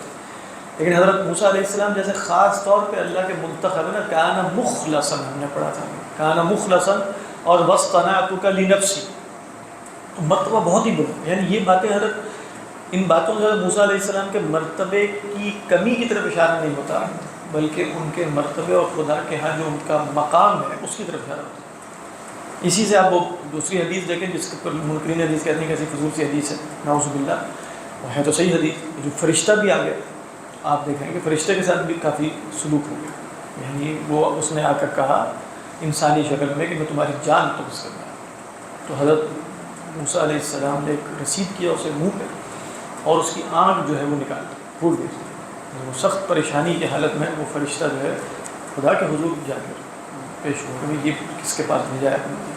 تو حضرت موسیٰ علیہ السلام کی یہ شخصیت آپ دیکھ سکتے ہیں، یعنی اور وہ اللہ کے رسول اور برگزیدہ آدمی ہیں، لیکن اس کا مطلب یہ نہیں کہ اللہ کے رسول اور برگزیدہ آدمی کو غصہ نہیں آتا، اور غصے میں کئی دفعہ وہ جیسے اس سے کچھ ایسے افعال بھی سرزد ہو سکتے ہیں جو دین کی حمیت اور غیرت کی وجہ سے ہوں، نہ کہ اپنے نفس کی تسکین کی وجہ سے۔ ہاں نفس کی تسکین کی وجہ سے کوئی غصہ آ رہا ہے وقت وہ کافی، تو آپ دیکھیں کہ یہ غصہ جیسے ہی انہوں نے بتایا نا بالکل ختم ہو گیا، جب انہوں نے کہا یبن ام لا تأخذ بلحیتی ولا برأسی، اس کے اور انی خشیت، تو فوراً انہیں چھوڑ کر متوجہ سامری کی طرف ہو گئے، قال فما خطبک ایھا السامری، تم بتاؤ تمہارا کیا چکر ہے۔ بہرحال تو یبن ام لا تأخذ بلحیتی ولا برأسی انی خشیت ان تقول فرقت بین بنی اسرائیل ولم ترقب قولی، مجھے تو اندیشہ یہ ہوا کہ آپ یہ کہیں گے، کس صورت میں، اگر میں انہیں روکتا، ما منع کا پہلے ہم دیکھ چکے ہیں نا، آپ یہ کہیں گے کہ فرقت بین بنی اسرائیل، تم نے بنی اسرائیل کے درمیان تفریق ڈال دی، پھوٹ ڈال دی، ولم ترقب قولی، اور میرے قول کا دھیان بھی نہیں کی، یعنی میں کیا کہہ کے گیا تھا تم سے کہ تم نے بنی اسرائیل کو، رقب یرقبو کوئی مراقبے سے ہے، رقب یرقبو کا مطلب ہے دھیان کرنا کسی شے کا، ٹھیک ہے، اس کا جو مصدر ہے وہ رقابتاً، رقب یرقبو رقابتاً، تو تم نے میری بات کا دھیان نہیں کیا اور بنی اسرائیل میں تفریق ڈال دی، تو میں نے اس اندیشے کے تحت کہ آپ مجھے کہہ کر گئے تھے کہ بنی اسرائیل میں پھوٹ نہیں پڑنی چاہیے میرے پیچھے سے اور لڑائی جھگڑا نہیں ہونا چاہیے، تو یہ وجہ بنی کہ میں نے زبردستی انہیں نہیں روکا۔ انی خشیت ان تقول فرقت بین بنی اسرائیل ولم ترقب قولی، یعنی آپ مجھ سے یہ کہیں گے ولم ترقب قولی، تم نے میرے قول کا دھیان ہی نہیں کیا۔ قال فما خطبک، خطب کے بارے میں علماء کہتے ہیں الامر الجسیم، الامر العظیم، کسی کوئی بھی بڑا معاملہ ہو نا اس کو خطب کہا جاتا ہے۔ جیسے حضرت ابراہیم علیہ السلام نے ان فرشتوں سے جو بھیجے گئے تھے ان سے کیا پوچھا، قال فما خطبکم ایھا المرسلون، یعنی تم 6 فرشتے 10 فرشتے آئے ہو صرف خوشخبری دینے نہیں آئے، تمہارے پیچھے کوئی بڑا معاملہ ہے، وہ ذرا معاملہ بتاؤ۔ فما خطبکم ایھا المرسلون قالوا انا ارسلنا الی قوم مجرمین۔ پھر علماء نے کہا کہ یہ خطب یخطب ہے نا، خطب یخطب، اس سے مصدر کیا آتا ہے خطبۃ، خطبہ کب ہے جب آپ تقریر کریں، اور خطب یخطب کا مصدر آتا ہے خطبۃ، جب آپ ابھی منگنی کی بات ہو رہی تھی کسی کو شادی کا پیغام بھیجیں تو اس کے لیے خطبہ آتا ہے۔ خطب کس کو کہتے ہیں؟ اس عمل کو کہتے ہیں جس پر خطباء حضرات گفتگو کریں، یعنی ایسا بڑا معاملہ ہو جس پر گفتگو کرنے والے گفتگو کریں، تو یہ اس کا تعلق اس کے حروف اصلیہ سے، خطب یخطب خطبۃ، خطب یخطب خطبۃ۔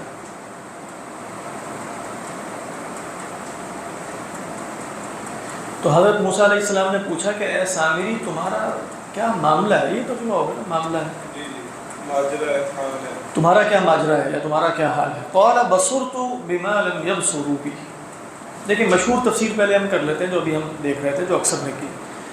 بصرت، بصر یبصر کا ایک معنی ہے دیکھنا، ٹھیک ہے، تو بصر سے ہے، وہ کہہ رہے ہیں بصرت بما لم يبصروا به، مجھے وہ بات نظر آئی جو ان کو نظر نہیں آئی۔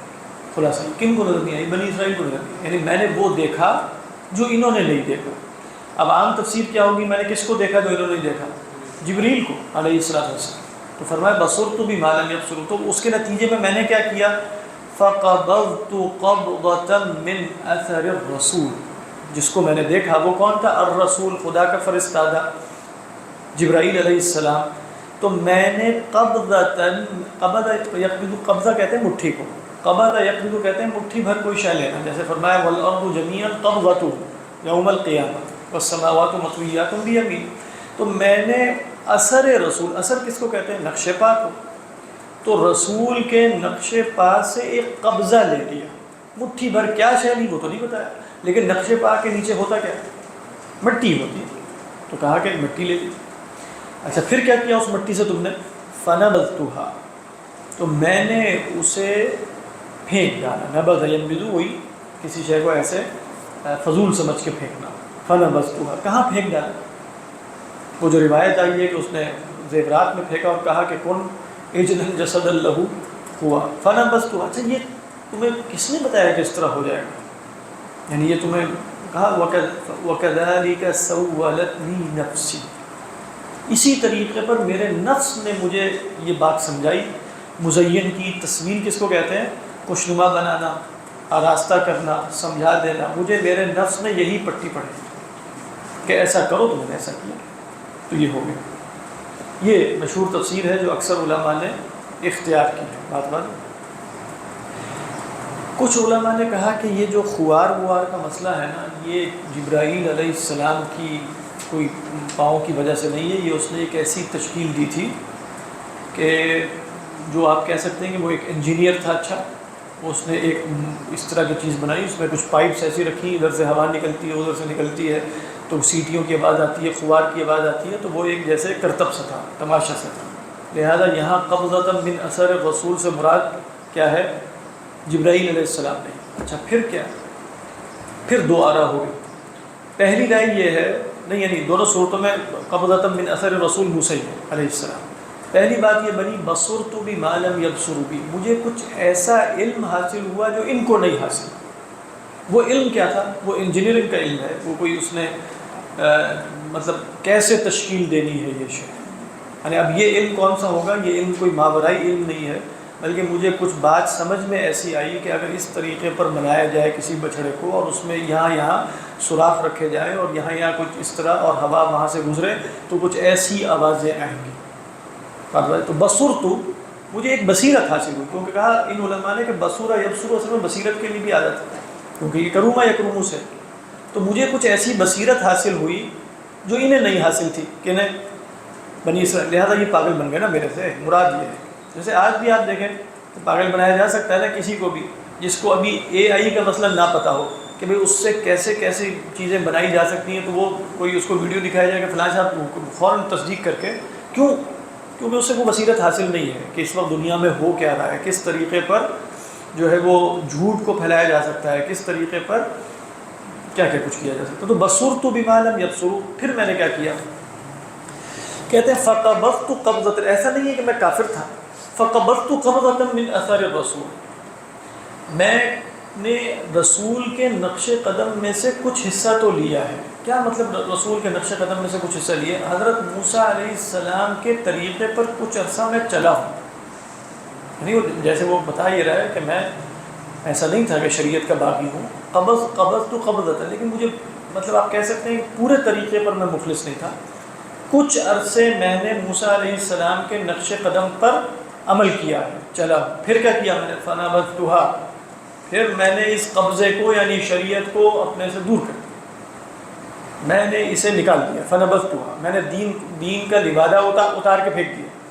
وَكَذَلِكَ سَوَّلَتْ لِي نَفْسِي، یہی مجھے میرے نفس نے پٹی پڑھائی کہ ایسے کرو. بات واضح. یہاں کیا ہے؟ بصرت بما لم یبصروا بی میں وہ کہہ رہا ہے کہ مجھے کچھ ایسا علم حاصل.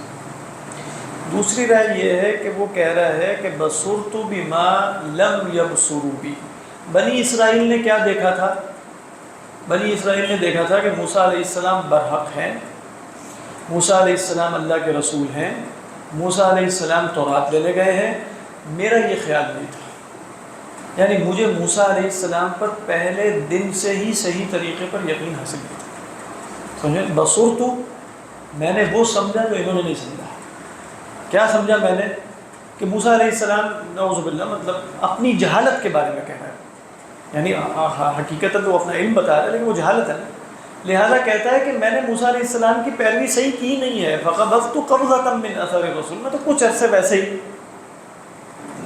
کچھ عرصے کے لیے ان کے نقشے پا پہ چلا گیا اور پھر میں نے اسے پھینک دیا. وہی آگے تفسیر وہی ہے جو ہم نے پہلے کی ہے کہ فقبضت قبضۃ من اثر الرسول، کہ کچھ عرصے میں نے موسیٰ کے نقش قدم کی پیروی کی. پھر کیا کیا؟ فنبذتها، پھر اس لبادے کو اتار کے پھینک دیا، کیونکہ یہ صرف ظاہری پیروی تھی، حقیقی نہیں تھی. لہٰذا میں نے کیا کہا؟ فقبضت قبضۃ، نکرہ ہے بس ایسی ظاہر ہے. فنبذتها، تو میں نے پھر اسے اٹھا کے پھینک دیا لبادے کو، شریعت کو، دین کو. وکذالک، کیونکہ ہا کی ضمیر جاری ہے قبضۃ کی طرف. وہ قبضۃ کیا تھا؟ وقتی طور پہ شریعت کی اتباع تھی، تو وہ شریعت ہی مراد ہے. فنبذتها، تو میں نے اسے پھینکا. وکذالک سولت لی نفسی. یہ جیسے تفسیر امام راضی نے بھی ذکر کی ہے، عاشور نے بھی، زمخشری نے بھی. واللہ اعلم. اس میں بھی تھوڑی تکلفات سے رکھتا ہے. ظاہر میں تفسیر ادھر ہی جا رہی ہے فقبضت قبضۃ، کیونکہ پیروی کے لیے یہ لفظ آنا کہ قبضت قبضۃ من اثر الرسول، قرآن کا اسلوب عموماً یہ ہے، اتباع کا ہے اور اس طرح ہے. لیکن بہرحال اس کی بھی گنجائش ہے، لغت کے اعتبار سے گنجائش ہے. اور علماء نے کہا کہ پیروی کا لفظ اختیار اس لیے نہیں کیا کہ وہ حقیقی پیروی نہیں تھی، اس لیے کہا کہ بس ایسا ہی میں نے کچھ تھوڑے سا نقش پا پہ کچھ عمل کیا. اللہ اعلم. جی مہندس تھا. سر اس رائے کے مطابق کوئی جیسے ایسا بیان کرتے ہیں کہ اس کو تبایا اور اس کو اس طریقے سے بنایا اور خاص اینگل سے ہوا کراس ہوتی تھی تو وہ ممکن ہے، آواز یہ ممکن ہے، لیکن اس میں بھی ذوق ہے. اس کی وجہ کیا ہے؟ اگر وہ اس طریقے پر کر رہا تھا تو لوگ دیکھتے ہوں گے نا آ کے. مطلب وہ ایک دن وہ تو تشکیل دے رہا ہے، پائپیں لگا رہا ہے، یہ کر رہا ہے، وہ کر رہا ہے، کچھ تجربے بھی کر رہا ہوگا. تو بنی اسرائیل سے غفلت کی حال. اور اللہ نے جو لفظ اختیار کیا، اور یہ اہم بات ہے، اخرج لهم عجلا، اور لفظ اخراج کے اندر اس کی طرف اشارہ تھا کہ یہ کام کچھ اس نے ایسا کیا ہے کہ جس کی کسی کو خبر نہیں ہوتی. تو لہٰذا اگر یہ کوئی ایک میکینیکل قسم کا کوئی وہ ہو تخلیق، تو وہ جیسے سب کے سامنے ہی ہوئی ہوگی، اس میں اخراج نہیں ہے شاید. اس میں آدھا کام تو بنی اسرائیل نے کیا، کوئی پائپ لے کے آ رہا ہے. وہی میں کہہ رہا ہوں نا، وہ پھر اس کے بعد معبود بنا کے بیٹھ گیا. اسے تھوڑا سا عجیب سا لگ رہا ہے. پائپ لے کے آئے وہاں ہارڈ ویئر کی دکان میں کیا. اور دوسرا یہ کہ آپ دیکھیں کہ وہ ہوا کے چلنے پر ہے اس کا در ہو جاتا ہے. اب وہ بالفرض پتہ نہیں ہوا نہ چل رہی ہے تو خوار بھی نہیں آ رہی، عجیب سا لگ رہا ہے. اور اس کے لیے لفظ خوار بولنے کی بجائے ہونا چاہیے تھا، جن لوگوں نے اس کا انکار کیا. وہ کہتے ہیں سفیر کا لفظ، وہ سیٹی آتی تھی، صوت کا لفظ. یہ خوار تو گائے کی آواز ہوتی ہے. وہ ایسا اس نے نظام کیا کہ بین ہی گائے کی جو پرفیکٹ ساؤنڈ ہے وہ نکلے. یا تو بہت بڑا میکینیکل انجینئر تھا، مہندس میکینیکی، یا کیا سکتا بتایا جاتا ہے کہ ان پہ ایک سایہ رہتا تھا. وہ تو خیر قرآن میں ظللنا علیہ القمر. کیا وہاں انہوں نے جو وادی سینا میں وہ 40 سال گھومتے رہے ہیں جو بھی ہے، اس میں عمارتیں وغیرہ بھی بنائی انہوں نے. وہ تو بھٹکتے رہے. اللہ تعالیٰ نے فرمایا یتیہون فی الارض، یعنی انہا محرمۃ علیہم 40 سنۃ یتیہون فی الارض. وہ زمین میں بالکل بھٹکنے کی صورت وہاں آتی ہے کہ بھئی سرائے سینہ اتنا بڑا تو ہے نہیں، نکل جائیں باہر، نکل کے ادھر چلے جائیں ادھر چلے جائیں. کہتے ہیں کہ بھئی وہ روزانہ ہی نکلتے تھے. روزانہ سے مراد یہ بہت کوشش کی انہوں نے کہ بھئی آج ہم نکل رہے ہیں. کافی طویل سفر کرنے کے بعد، یعنی صبح نکلے فجر کے وقت، تو مغرب کے وقت جب وہ پہنچتے تھے تو اچانک پتہ چلتا تھا یہ تو وہی ٹیلا آگے جہاں سے نکلے تھے، گھوم پھر کے وہیں آ گئے. بہت کوشش کی، نہیں نکل سکے. اسی کو تاہا یتیہو کہتے ہیں. یعنی تاہا یتیہو کا مطلب یہ ہے کہ زمین میں ایسا بھٹک جائے کہ کوشش میں ہو کہ میں کہیں نکل جاؤں لیکن نکل نہ سکے. تو لفظ بھی اللہ نے یہی اختیار کیا، یتیہون فی الارض. اس لیے اس کو وادی یتیہ بھی کہہ دیتے ہیں کیونکہ وہاں بہت ایسی مارے کرتے تھے. تو یہ سزا تھی نا اصل میں، یہ تو اللہ کی طرف سے سزا تھی. وغیرہ تو وہ کوئی بھی بآسانی 40 سال کے کچھ عرصے میں نکل جائے گا. سر یہ جو اس کو جنات کے تعین کا اصل نہیں تو جیسے ہو بھی سکتا ہے، واللہ عالم. لیکن یہ جنات کا ذکر تو میں نے نہیں پڑھا کہ جنات کے ساتھ اس کا کوئی معاملات تھے. ہو بھی سکتا ہے، بظاہر اللہ نے بھی اشارہ نہیں دیا. تو یہ ہے. سر اس کو اگر عقیدے کے پوائنٹ سے سنتے ہیں کہ جیسے اس کا بڑا اچھا شاندار نقطہ ہے، اگر اس کو ہم ہٹائیں اور وہ کون سے مطلب ہے یہ بھی کہ جنات بھی تھے وہ اس طرح کی تھی، اگر اس کو ہٹائیں اور عقیدے کے پوائنٹ آف ویو دیکھیں کہ اس نے جب مٹی پھینکی وہ اللہ نے ان کی گہرائی میں اضافہ کرنے کے لیے ایسے ہی مراد ایسے ہی ہے کہ اللہ تعالیٰ کی کچھ سنتیں ہیں نا، جیسے ان سنتوں میں جیسے ایک سنت ہے جو جس کو ہم فزیکل لاز کہہ دیتے ہیں، جیسے یہ ہے قوانین پانی پیتے ہیں، اس میں کچھ جیسے جادو وغیرہ ہے وہ بھی کسی تاثیر کے تحت نہیں، وہ بھی اللہ کی سنت اور عادت ہے کہ بھئی کوئی اس طریقے پر عمل کرے گا تو میں یہ پیدا کروں گا، یہ بھی اللہ کی سنت اور عادت ہے۔ تو اللہ سبحانہ و تعالیٰ ہی فعل کرتے ہیں، لیکن وہ کیسے ہوتا ہے کہ اسباب ظاہری اللہ نے بنائے ہوئے ہیں کہ اس سبب کے نتیجے میں یہ ہوگا، اس سبب، لیکن وہ اسباب ظاہریہ ہیں، حقیقیہ ہیں۔ حقیقیہ وہ سبب ہوتا ہے کہ جس میں ایک سبب دوسرے کے وجود کا باعث ہے۔ ہر ممکن شے کا وجود صرف اللہ ہی کی قدرت سے ہو سکتا ہے، کیونکہ ہر شے، وہ ایونٹس میں بھی ہر شے ممکن الوجود ہے، یہ بھی ممکن، یہ بھی ممکن، یہ بھی ممکن، ہر ممکن ڈائریکٹ اللہ کی تخلیق ہوتی ہے، لیکن وہ چونکہ اقترانات ہیں چیزوں کا ایک ساتھ ہونا ہے تو ہم اس سے ظاہری اسباب برآمد کر لیتے ہیں۔ سر اس پہ آپ کے لیکچر ریکارڈ کون سا؟ اس پورا جو کانسیپٹ ہے اللہ کی عادت و سنت کا کانسیپٹ میرا نہیں خیال اس پہ سر یہ عقیدے والے لیکچر میں شاید کو ذکر آیا ہے اس کا۔ سر آپ کا آتا ہے ضمن آتا ہے اشارہ تھا یہاں بات ہے ایک پورا عقیدے والے سنے آپ؟ نہیں سنے نہیں ہے، ویسے عام طور پہ جیسے ہوتا ہے نا کہ ایک کو جیسے بھی آپ کل بھی آپ سے عرض کیا تھا کہ آپ اس کے اوپر مکمل ریکارڈ یا تو کتابچہ لکھتے ہیں، کیونکہ سر پتہ ہے کہ ایسی چیز ہے نا، اب ہم جہاں جس معاشرے میں رہ رہے ہیں نا یہ پھر مکس ہو جاتا ہے، یہ تھوڑے تھوڑے بعد اس کا دورہ کرنا پڑتا ہے۔ اب جیسے یہ عقیدے والا مسئلہ ہے، اب یہاں آپ نے ہمیں سمجھا دیا لیکن یہ پھر دوبارہ مکس ہو جائے گا، یہ جو آپ نے ربوبیت تامہ اور سائز میں بتائی ہے، کیونکہ ظاہر ہے کیونکہ جس ہم ہر کسی کو سننا ہے نا، ظاہر ہے مختلف کتابوں کو بھی پڑھنا ہے۔ اب آپ ہم مثال کے طور پہ یونیورسٹی ہے، یونیورسٹی میں جو ایم ایس اسلامیات کرایا جا رہا ہے اس میں مولانا مودودی والے کانسیپٹ ہیں، یہ شان میں کتابیں لے کے بیٹھے ہوئے اس میں رسول انقلاب، اب آپ نے ہمیں بالکل اس کے اگینسٹ پڑھا ہے، لیکن ہم جا کے پھر دوبارہ وہ چیزیں پڑھیں گے تو غور کریں شاید وہی درست ہو جو آپ پڑھ رہے ہیں، کیا پتہ، تو ایسا یہ تو آپ نے غور کرنا ہے۔ ان چیزوں پہ آپ کچھ ایسا کام کر رہے ہیں کہ بندہ اس کا دورہ نہیں، اگر بالفرض میں کوئی چیز لکھ دوں، انڈین میں بھی ایک لکھی ہوئی شے ہے، اس کے مقابلے میں 10 لکھی ہوئی شے موجود ہے، پھر بھی اشکال تو اپنی جگہ باقی رہے گا۔ اسٹوڈنٹس ہیں ان کے لیے تو بار بار دورے کے لیے نہیں تو یہ تو ایک رینڈم سی بات ہوگی نا کہ جو میرے اسٹوڈنٹس ہیں انہوں نے میری بات ماننی ہے، یہ تو بات درست نہیں ہے۔ مطلب بات تو دیکھنی چاہیے کہ اگر بات فی نفسی ہی درست ہے اور اپنی دلیل کے اعتبار سے سمجھ میں آ رہی ہے تو اچھی بات ہے، اب وہ جس نے بھی کہی ہے وہ ٹھیک ہے، لیکن اگر دلیل کے اعتبار سے سمجھ میں نہیں آئی اور بات یہ ہے کہ بس وہ ایک لکھی ہوئی شے مل جائے کہ یہ حق ہے، تو وہ کیسے پتہ چلے گا کہ یہ حق ہے؟ ربوبیت تامہ والا کانسیپٹ ہے نا، کیونکہ ہمیں یہی پتا تھا کیونکہ وہ ساری آیاتوں میں پتا تھی، لیکن وہ اب آپ نے بتایا کہ ایکچولی وہ ربوبیت تامہ کو نہیں مانتے تھے، کیونکہ قرآن میں تو ظاہر نظر آ رہا ہے کہ وہ رب مانتے تھے، اس میں بھی مان رہے ہیں، وہ سمندروں میں اگر کہیں پر ہیں تو وہاں پر بھی وہ اکیلا اللہ وہ پکار رہے ہیں، وہ سارا کچھ ہے، لیکن اصل جو اس کی گانٹ سے کہتے ہیں وہ ربوبیت تامہ، یہ آپ نے بیان کیا نا آخر میں، اس سے سارے مسئلے حل ہوئے ہیں کہ واقعی یہ پرابلم میرے پاس کافی نقطے رہتے ہیں، آپ ایک سال اور لگائیں، نقطے کافی جی، نہیں آپ بات ٹھیک کر رہے ہیں لیکن ماسٹر کی ہے یہ ہاں ماسٹر، ربوبیت تامہ والا لفظ، لیکن اس میں یہ ہے کہ اس میں نا غور کرتے رہنا چاہیے۔ قرآن اب آپ پڑھیں دوبارہ جب تو آپ اس نیت سے پڑھیں کہ قرآن جیسے اپنا اللہ اپنا تعارف الہ کی حیثیت سے کروا رہا ہے یا رب کی حیثیت سے اصل میں کروا رہا ہے، اپنی صفات کمالیہ کا بیان کر رہا ہے، ان کے بہت سے عقیدوں کے مقابلے میں اپنی صفت کمال لے کر آتا ہے اللہ کہ اچھا تم سمجھتے ہو کہ دوبارہ نہیں پیدا کر سکتے، تو ہم تو ہر شے جانتے ہیں اور ہم تو یہ تو واقعتاً وہ ہر شے جاننے کا عقیدہ بھی نہیں رکھتے، وہ تو کہتے ہیں اذا ضللنا فی الارض، ہم تو زمین میں گم ہو جائیں گے، اس کے بعد کیا چکر ہے، ہم تو کہہ رہے ہیں یہ ہو ہی نہیں سکتا۔ تو آپ اس نگاہ سے پڑھیں، کیونکہ کئی دفعہ ہوتا ہے کہ ایک سیٹ اینکیں جب ہم لگا کے بیٹھ جاتے ہیں نا چشمے، تو اسی چشمے سے ہی سارا کچھ پھر نظر آنا شروع ہو جاتا ہے۔ تو اب واقعتاً یہ اہم بات ہے کہ بھئی وہ حقیقی چشمہ کون سا ہے جو لگانا ہے، جس میں چیز اپنی حقیقت کے اعتبار سے نظر آئے۔ ہمارا یعنی جو بات سمجھ میں آتی ہے ہمیں وہ یہ ہے کہ وہ چشمہ وہی ہونا چاہیے جو امت نے لگایا ہوا ہے، جس میں کچھ انحراف کی راہیں تو پیدا ہوتی رہتی ہیں ہر زمانے میں، لیکن امت اپنے مجموعی اعتبار سے، اپنے بڑے بڑے علماء کے اعتبار سے، مجتہدین کے اعتبار سے، جو پوری روایت ہے جس میں اتنے بڑے بڑے لوگ پیدا ہوئے ہیں، ان سب نے جس طرح دین کو سمجھا تھا ہم نے اسی طرح سمجھا، وگرنہ تو اگر آپ نے کہا تو پھر اب غامدی صاحب کے بارے میں بھی ایک سنجیدگی سے غور کرنا چاہیے کہ وہ بھی دین کا ایک تصور دے رہے تو ہم سارا جا کے وہ بھی پڑھیں۔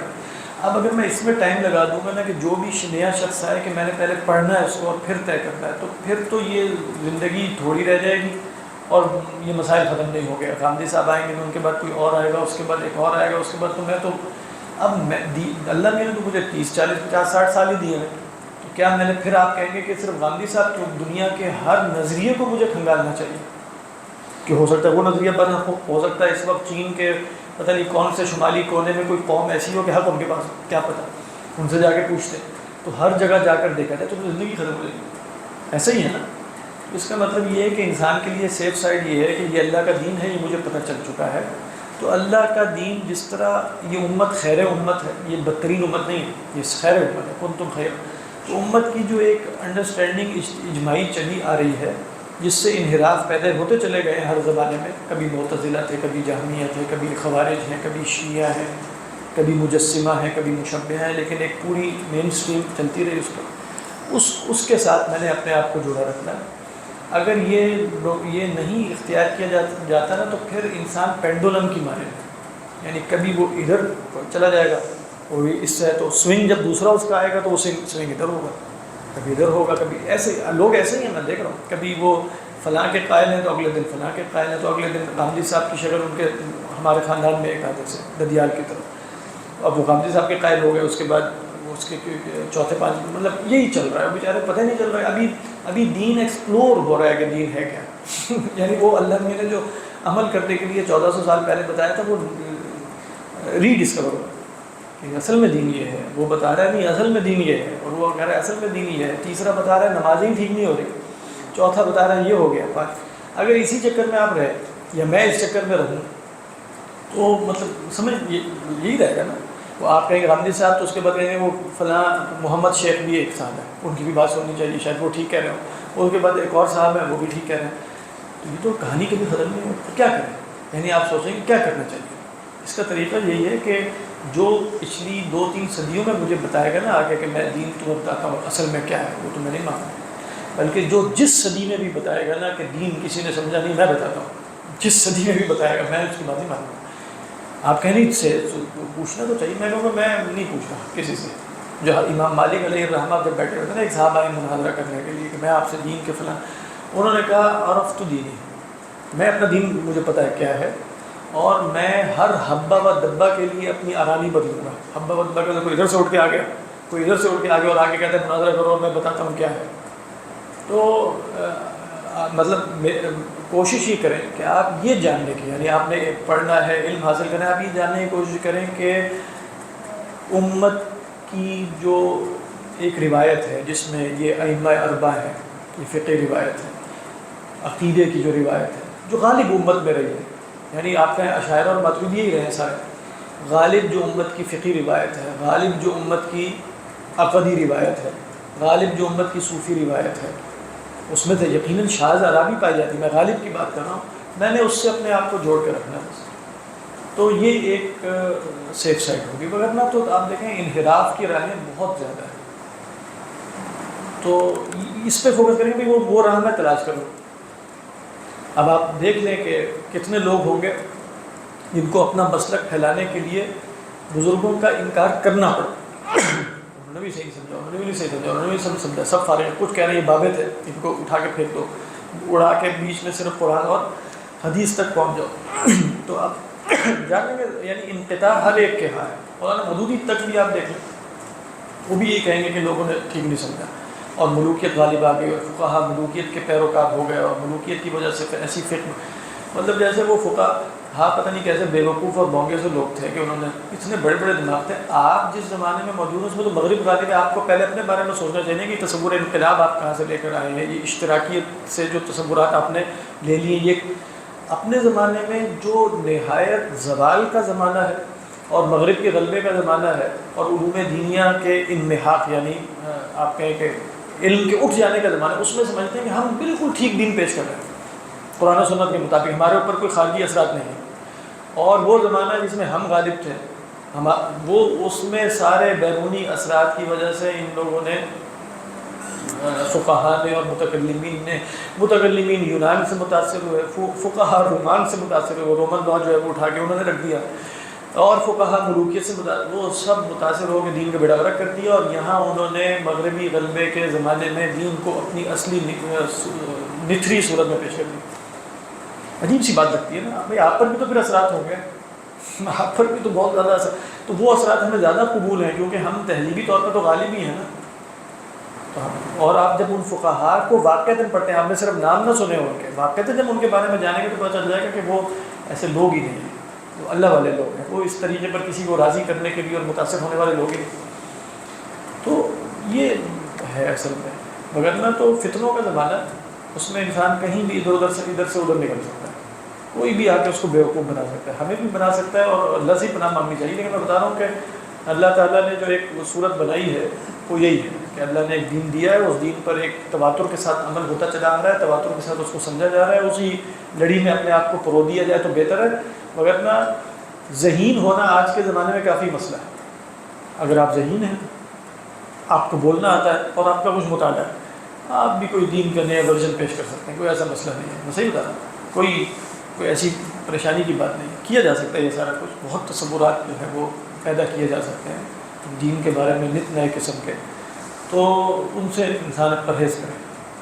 میں نہیں کہہ رہا کہ جو یہ کر رہے ہیں وہ مخلص نہیں ہوں گے، میں یہ نہیں بتا، ہو سکتا ہے وہ مخلص ہیں، لیکن بتا یہ رہا ہوں کہ وہ آپ خطرناک جگہ پہ، آپ کہہ رہے ہیں دین میں نے غامدی صاحب سے سمجھا، سمجھ میں آ رہا ہے؟ آپ کا اعتماد اس وقت روایت میں ایک بندے پر ہے، ہم کہتے ہیں ہم پوری اس میں جس میں ہزاروں اور لاکھوں علماء ربانیین سب شامل ہیں، ان کے طریقے پر آپ ان کے انکار پر کھڑے ہیں، بات واضح، اور کہتے ہیں ہمارے دین کا خطرناک جگہ ہے کہ دین کا مرجع ایک یہ شخص بن گیا، اور دین کا فہم جیسے اسے حاصل ہوا ہے وہی مجھے حاصل ہوا، خطرناک بات۔ کچھ لوگ اسی طرح آپ دیکھیں، مولانا مودودی ہیں، ڈاکٹر صاحب ہیں، کچھ لوگوں کے لیے دین صرف یہی لوگ ہیں، بہت خطرناک سی بات ہو جاتی ہے، کیونکہ اور پھر وہ زمانہ غیر مقلدیت کا، اور چیزیں جانچنا خود ہے، اجتہاد بھی خود کرنا ہے، محقق بھی خود بننا ہے، اور جیسے مختلف آراء میں حکم بھی خود بننا ہے، تو اس میں تو جیسے بھٹکنے کے امکانات بہت زیادہ ہوتے ہیں۔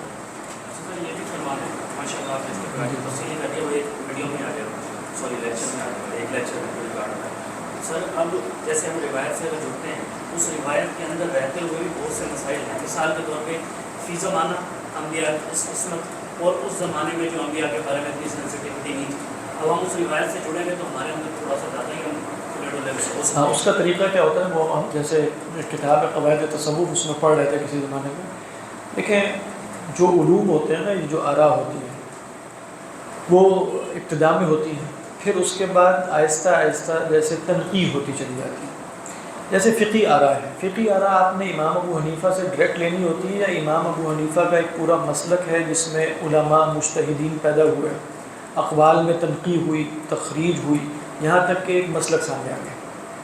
تو اب آپ یوں نہیں کہیں گے کہ میں فقہ حنفی میں ہوں لہذا میں امام ابو حنیفہ کے قول پر ہوں، آپ سے کہا جائے گا مفتہ بھی قول پر ہونا پڑے گا۔ فقہ حنفی کا مطلب یہی، فقہ حنفی کا مطلب یہ تھوڑی ہے کہ امام ابو حنیفہ اور امام ظفر اور امام ابن ابی لیلہ اور امام محمد اور امام ابو یوسف ان کے اقوال میں سے آپ انتخاب کریں اور کہیں کہ میں حنفی ہوں، یہ تو میرا کام نہیں ہے، وہ اصحاب ترجیح مذہب میں اور ہوتے ہیں جو یہ کام کرتے ہیں، تو آپ کہیں گے کہ بھی مفتہ بھی قول پہ ہونا چاہیے۔ اسی طریقے پر یہ جو آراء ہے نا، جو آپ اوپر دیکھتے ہیں کہ یہاں فلاں کی آراء تھی، اس میں دیکھنا ہے کہ ان کے شاگردوں اور پھر شاگردوں اور شاگردوں نے ان آراء کو کیسے سمجھا اور وہ بات نیچے تک کیسے پہنچی۔ تو آپ علم کی پکی پکائی صورت جو ہے نا، کیونکہ ہو سکتا ہے آپ کو وہاں ایک قول ملے لیکن اس کی دلیل نہ ملے، علم کی جو پکی پکائی صورت ہے وہ متاخرین کے ہاں ہوتی ہے۔ تو جب ہم کہتے ہیں آپ روایت میں جڑیں تو روایت کا مطلب یہ نہیں ہوتا کہ روایت میں آپ نے 20 بندے تلاش کیے اور کبھی اوپر کا قول لیا اور کبھی نیچے کا لیا اور کبھی بیچ کا لیا۔ مراد ہوتا ہے اگر فقہی روایت ہے تو فقہی روایت سے جوڑنے کا ایک طریقہ، اگر کلامی روایت ہے تو کلامی روایت سے جوڑنے کا ایک طریقہ۔ بات واضح ہے کہ نہیں؟ آراء ان روایت کے لوگوں سے لینی چاہیے، یعنی اگر آپ نے فقہ حنفی کی رائے لینی ہے تو فقہ شافعی کے کسی مجتہد سے نہیں، اور آپ فقہ حنفی ہی میں جو اس روایت کا بندہ جو آپ کو بتا سکے کہ معتمد قول کون سا ہے اسی سے لیں گے نا آپ۔ ہاں اگر کسی نے غیر معتمد قول پر فتویٰ دینا ہے تو وہ کام بھی اسی کا، روایت میں ہونے کا مطلب وہ میرا کام نہیں ہے، وہ اسی مجتہد کا یا مفتی کا یا فلاں کا کام۔ تو یہ جو آرام میں تنوع ہے نا، وہ تو ہم بیان، جیسے میں بھی بیان اس لیے کرتے ہیں تاکہ شدت پیدا نہ ہو کہ کئی دفعہ انسان دوسرا قول دیکھ لے تو کہے کہ یہ کیا ہے، یہ تو کافر ہی ہوگا۔ لیکن جو اس طرح کی آراء ہے اس میں متأخرین سے پوچھنا چاہیے، کیونکہ متقدمین کے اقوال کئی دفعہ ایک خاص سیاق میں بھی ہوتے ہیں۔ جیسے امام ابو الحسن الاشعری کی کتاب سے پکڑ کے سلفیہ استدلال کرتے پھرتے ہیں فلاں جگہ فلاں جگہ، فضول طریقہ۔ امام ابو الحسن الاشعری خلا میں پیدا نہیں ہوئے تھے اور خلا میں فوت نہیں ہوئے، ان کے ڈائریکٹ شاگرد تھے، ان ڈائریکٹ شاگردوں کے شاگرد ہیں، انہوں نے ان سے سمجھا ہے سارا کچھ، انہوں نے جیسے بیان کیا ہے ہم ابو الحسن الاشعری کے قول کی وہ تشریح سمجھیں گے جو خود ان کے شاگرد بیان کر رہے ہیں، یا ہم 14ویں صدی میں ایک صاحب جو ان کی کتاب پڑھ کے اس سے اپنا مطلب نکالا؟ خود ہی سوچے، ایسے ہی ہے نا۔ مطلب ہو سکتا ہے، میں صرف مثال کے لیے، کہ میں یہاں بیٹھ کے کوئی بات کروں اور وہ قول نشر ہو جائے بالفرض، اور آپ لوگ یہاں بیٹھے آپ کو پتہ ہے کس سیاق میں کہا تھا، یعنی ابھی ہم انبیاء علیہ السلام کے بارے میں کوئی ایسی بات کرتے ہیں، ہو سکتا ہے کوئی گستاخی کا فتویٰ لگا دے گا اس کے اوپر، لیکن ہمیں پتہ ہے کہ ایک خاص سیاق میں، اور پھر بعد میں بات یہ آئی تھی کہ اس میں ان کی عظمت کا بیان ہے کہ مطلب اللہ کے اتنے برگزیدہ آدمی تھے کہ یہ سب کچھ، لیکن اللہ کے ہاں مخلص سے چنے ہوئے آدمی تھے۔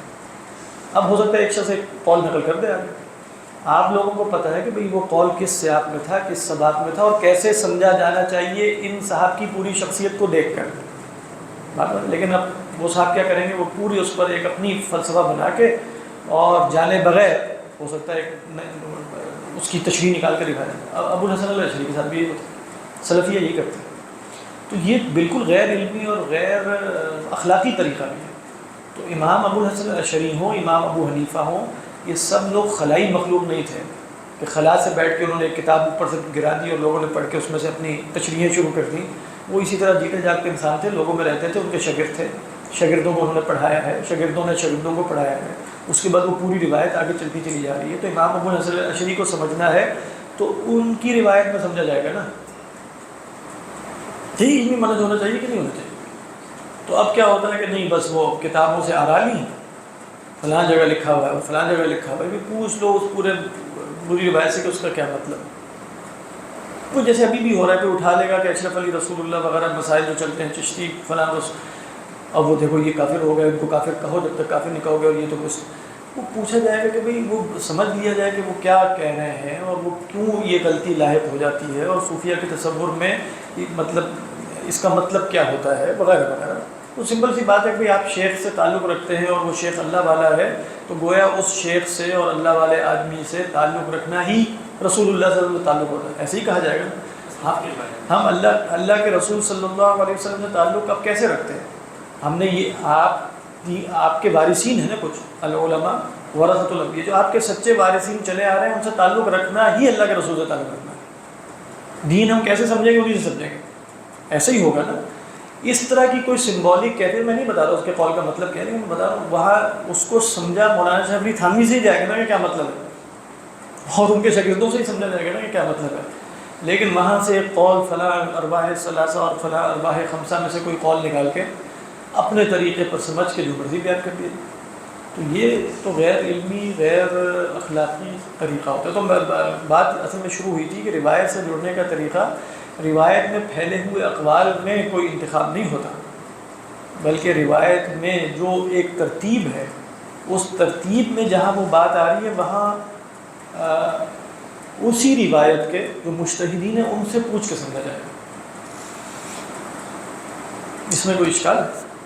اس میں ایک مسئلہ ہاں پوچھیں۔ مسئلہ یہ ہے کہ جیسے آپ نے یہ فرمایا نا، تصوف کی روایت کے حوالے سے یا اشرف علی رسول اللہ والا اور یہ چشتی رسول اللہ والا، ٹھیک ہے، اب اس کو آپ نے بتایا کہ یہ اصل میں ایسے ہے کہ وہ ان کا شیخ ہے، وہ سمبولک ہاں مطلب وہ خواب میں آ رہا ہے نا، اس کو تو خواب میں آ رہا ہے، تو وہ اس سے کیا ہے، وہ یا تو وہ آپ اچھا کلام کر رہے ہیں، پورا میں بتا ہاں رہا ہوں۔ ٹھیک۔ وہ دوسری طرف آپ یہ فرماتے ہیں کہ بھئی یہ جو ہے نا تحریک والے اپنی جماعت کے بڑے کے اوپر وہ نجوہ اور ساری چیزیں لگا دی، تو جب ایک چیز ہو سکتا ہے کہ آسمان فارغ ہو، لیکن ادھر ہم اس چیز کو وہ نہیں کر رہے کہ بھائی یہ صرف رسول اللہ کے لیے خاص ہے، تو پھر یہاں پر ہم اتنا صوفیہ ہو، اتنا دیکھیں اصل میں کیا ہے، کیا یہاں اللہ کے رسول صلی اللہ علیہ وسلم کے ساتھ جو خاص احکامات ہیں ان میں سے کوئی حکم اس شخص پر لاگو کیا جا رہا ہے؟ مثال کے طور پہ کہا جائے کہ اس کا انکار کرنا جو ہے وہ چلے کفر نہ بھی ہو، بدعت ہو جائے گا، فلاں ہو جائے گا فلاں، کیا اس طرح کا کوئی حکم صادر کیا جا رہا ہے؟ نہیں کیا جا رہا۔ جو ہم نے مثال دی تھی نا وہاں حکم صادر کیا جاتا ہے کیونکہ وہ سارا طریقہ انقلابی طریقے پر سمجھا گیا کہ اللہ کے رسول کی دعوت انقلابی تھی، تو اب جو انقلابی لیڈر ہوگا وہ تو اسی دعوت کو لے کے کھڑا ہوا ہے، تو اب وہاں جو نجوہ ہو رہے ہیں تو وہی آیات ان کے اوپر اس کا انتباہ کیا جائے گا جو منافقین کے بارے میں ہے۔ یہاں تک کہ میں آپ کو کیا بتاؤں کہ مطلب عام آدمیوں کی سطح پہ نہیں، جو شورا کی سطح پہ یہ انتباہ عام ہے، کیونکہ میں نے 10 سال گزارے، یہاں تک کہ جب ایک بڑا ایپیسوڈ ہوا اور کراچی سے بہت سے لوگ جدا ہو گئے، آپ شاید جانتے ہو کہ نہیں، تو اس وقت شورا میں جب یہ ڈسکشن چل رہی تھی تو ایک صاحب جو بڑے عہدے پہ تھے انہوں نے کہا کہ اس میں ہمیں پریشان ہونے کی ضرورت نہیں ہے، غزوہ احد میں 300 منافقین بھی چھوڑ کے چلے گئے۔ کیا مطلب ہے؟ مطلب آپ سوچیں کیا اس کا یہ کیا سملیچیوڈ، مطلب کیا یہ تمثیل، اور وہاں کسی پر تیرنی پہ بل نہیں آیا کسی کے کہ ہاں یہ کیا بات کر دی گئی، کیونکہ وہ سمجھ ہی اس طریقے پر ہے کہ بھئی وہ چونکہ یہ انقلابی لیڈر اور اس کے خلاف جو پیپلز پر باتیں ہو رہی تھی وہ نجوہ ہے، اور نجوہ ہے تو پھر وہ رسول اللہ صلی اللہ علیہ وسلم کے زمانے میں بھی ہوتا تھا اور وہ منافقین شمار ہوتے تھے، تو اب پوچھا جائے گا تو کہیں گے نہیں ہم منافق تو نہیں مانتے، لیکن اس طرح کی باتیں چل جاتی ہیں نا کہ یہ کوئی پریشان ہونے کی بات نہیں ہے، ہماری تحریک میں اگر ایسا ہوا ہے تو آپ دیکھیں کہ عین میدان احد میں کیا رسول اللہ صلی اللہ علیہ وسلم کو منافقین 300 چھوڑ کے نہیں گئے، تو ہمیں گھبرانے کی کوئی ضرورت نہیں۔ یہ ہے بات۔ وہاں اصل میں کیا ہے، جو صوفی ہوتا ہے نا وہ جیسے مرید کی تربیت کر رہا ہوتا ہے، یہ اصل میں مرید کے، ابھی آپ حضرت تھانوی کے خطوط پڑھیں، مریدوں کے خط آتے ہیں تربیت کرتے ہیں، وہ تربیت کا ایک انداز ہے، وہ پوری دنیا کو بتانے کی باتیں نہیں ہوتی۔ ابھی بھی آپ حضرت تھانوی کے ملفوظات پڑھیں اور کچھ ایسے، تو جو اب وہ مرید ہو جاتا ہے بہت پریشان بہت سی چیزوں کی، بات بات ہے اسے سمجھ میں نہیں آ رہا ہوتا کہ وسوسے آ رہے ہیں، کبھی یہ ہو رہا ہے، دماغ میں دل نہیں لگ رہا۔ جو صوفی ہے وہ سمجھاتا ہے کہ دیکھو یہ اصل مقصود نہیں ہے۔ اصل میں اس طرح کے مسائل میں بھی نا، جیسے جو وہ مرید ہے وہ کئی دفعہ جیسے دین سے بھی ہاتھ دھو بیٹھ سکتا ہے کہ مجھے خامی نظر آ گئی تو کفر ہے واضح طور پہ، اور ہم کہہ رہے ہیں کہ اب یہ تو واضح طور پہ کفر ہے، مطلب اگر اس طرح کی کوئی عبارت نظر آئی تو کفر ہے نا یہ، تو وہ اس کو سمجھانے کے لیے کہتا ہے کہ دیکھو تم پریشان نہ ہو، تمہارا اپنے اس کی میرے سے فلاں سے عقیدت کی وجہ سے تمہیں ایسے نظر آ رہا ہے، حقیقت میں ایسی کوئی بات نہیں ہے۔ یہ سمجھانے کا ایک انداز ہوگا۔ آپ کہہ دیں کہ اچھا انہوں نے اس کو تو کہنا چاہیے تھا کہ تمہیں یہ نظر آیا تو تم تو پکے کافر ہو، بھائی وہ صوفی اور شیخ اس میں مرید میں یہ تعلق نہیں ہوتا۔ وہ جو میں نے آپ کو ایک واقعہ بتایا تھا نا، حضرت تھانوی کے پاس ایک شخص آیا کہ بھئی وہ مجھے اپنے والد صاحب سے زیادہ محبت ہے بنسبت رسول اللہ صلی اللہ علیہ وسلم کے۔ انہوں نے کہا اچھا یہ کہتے ہیں، میں کہا نہیں ہے مجھے اپنے والد سے زیادہ محبت ہے، رسول اللہ صلی اللہ علیہ وسلم سے کم۔ تو حضرت تھانوی نے کہا اچھا ٹھیک ہے دیکھتے ہیں اس مسئلے میں، ویسے تو یہ کفر ہی ہے اگر وہ کہنا چاہیے۔ پھر وہ انہوں نے ایک تقریب منعقد کی، انہوں نے کہا چلو اللہ کے رسول کے ذکر کی مجلس منعقد کرتے ہیں، تم اپنے گھر میں انتظام کرو، یعنی اس کو جانے دیا۔ بعد میں کچھ عرصے بعد وہ انتظام ہو گیا۔ اب وہاں حضرت تھانوی جو تھے وہ گفتگو فرما رہے ہیں، اللہ کے رسول صلی اللہ علیہ وسلم کے فضائل بیان ہو رہے ہیں، آپ کے شمائل کا ذکر ہو رہا ہے۔ تو ذکر کرتے کرتے اچانک انہوں نے ان کے والد محترم کا ذکر شروع کر دیا، اور ان کے والد محترم کے بارے میں بھی ہم گفتگو کرتے ہیں، یہ بھی بڑے آدمی تھے، اور ان کو کافی غصہ ہے کہ کیا آپ ابھی اللہ کے رسول صلی اللہ علیہ وسلم کا ذکر کر رہے تھے اور اب اچانک میرے والد محترم کے۔ تو انہوں نے کہا کہ جو ثابت ہوا کہ اللہ کے رسول سے تمہیں زیادہ محبت ہے، والد سے کم اگر تمہیں محبت۔ اب وہ ایک سمجھانے کا طریقہ تھا، ایک وسوسہ سا انہیں آ رہا ہے، کیونکہ اپنے والد کو انہوں نے دیکھا ہے، ان کی گود میں پلے بڑے ہوں گے، تعلق رہا ہے، تو وہ طبی محبت کی وجہ سے ایک جیسے ہی بات غالب آ رہی ہے کہ والد صاحب سے میرا بڑا تعلق، سمجھا دیا بس۔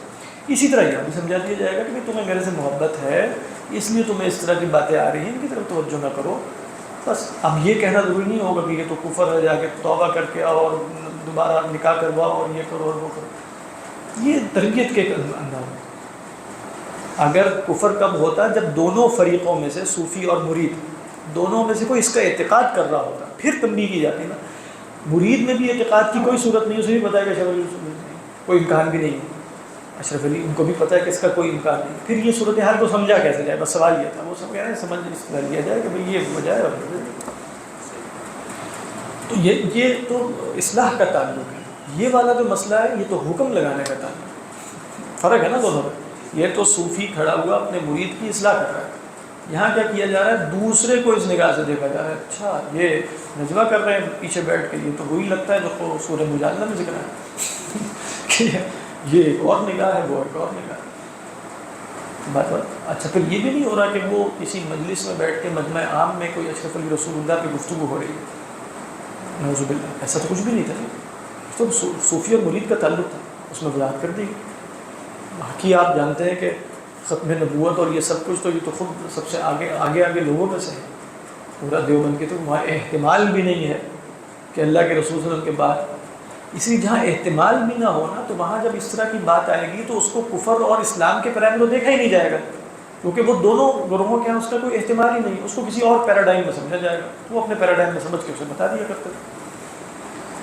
اس پر ایشو یہ وہی بات ہے کہ جو میں کہہ رہا ہوں، وہاں سے عبارت نکال کے آپ اس پر اپنی ایک عمارت کھڑی کر کے بتانا شروع کر دیں لوگوں کو، اور فضول مطلب جو بھی ہو.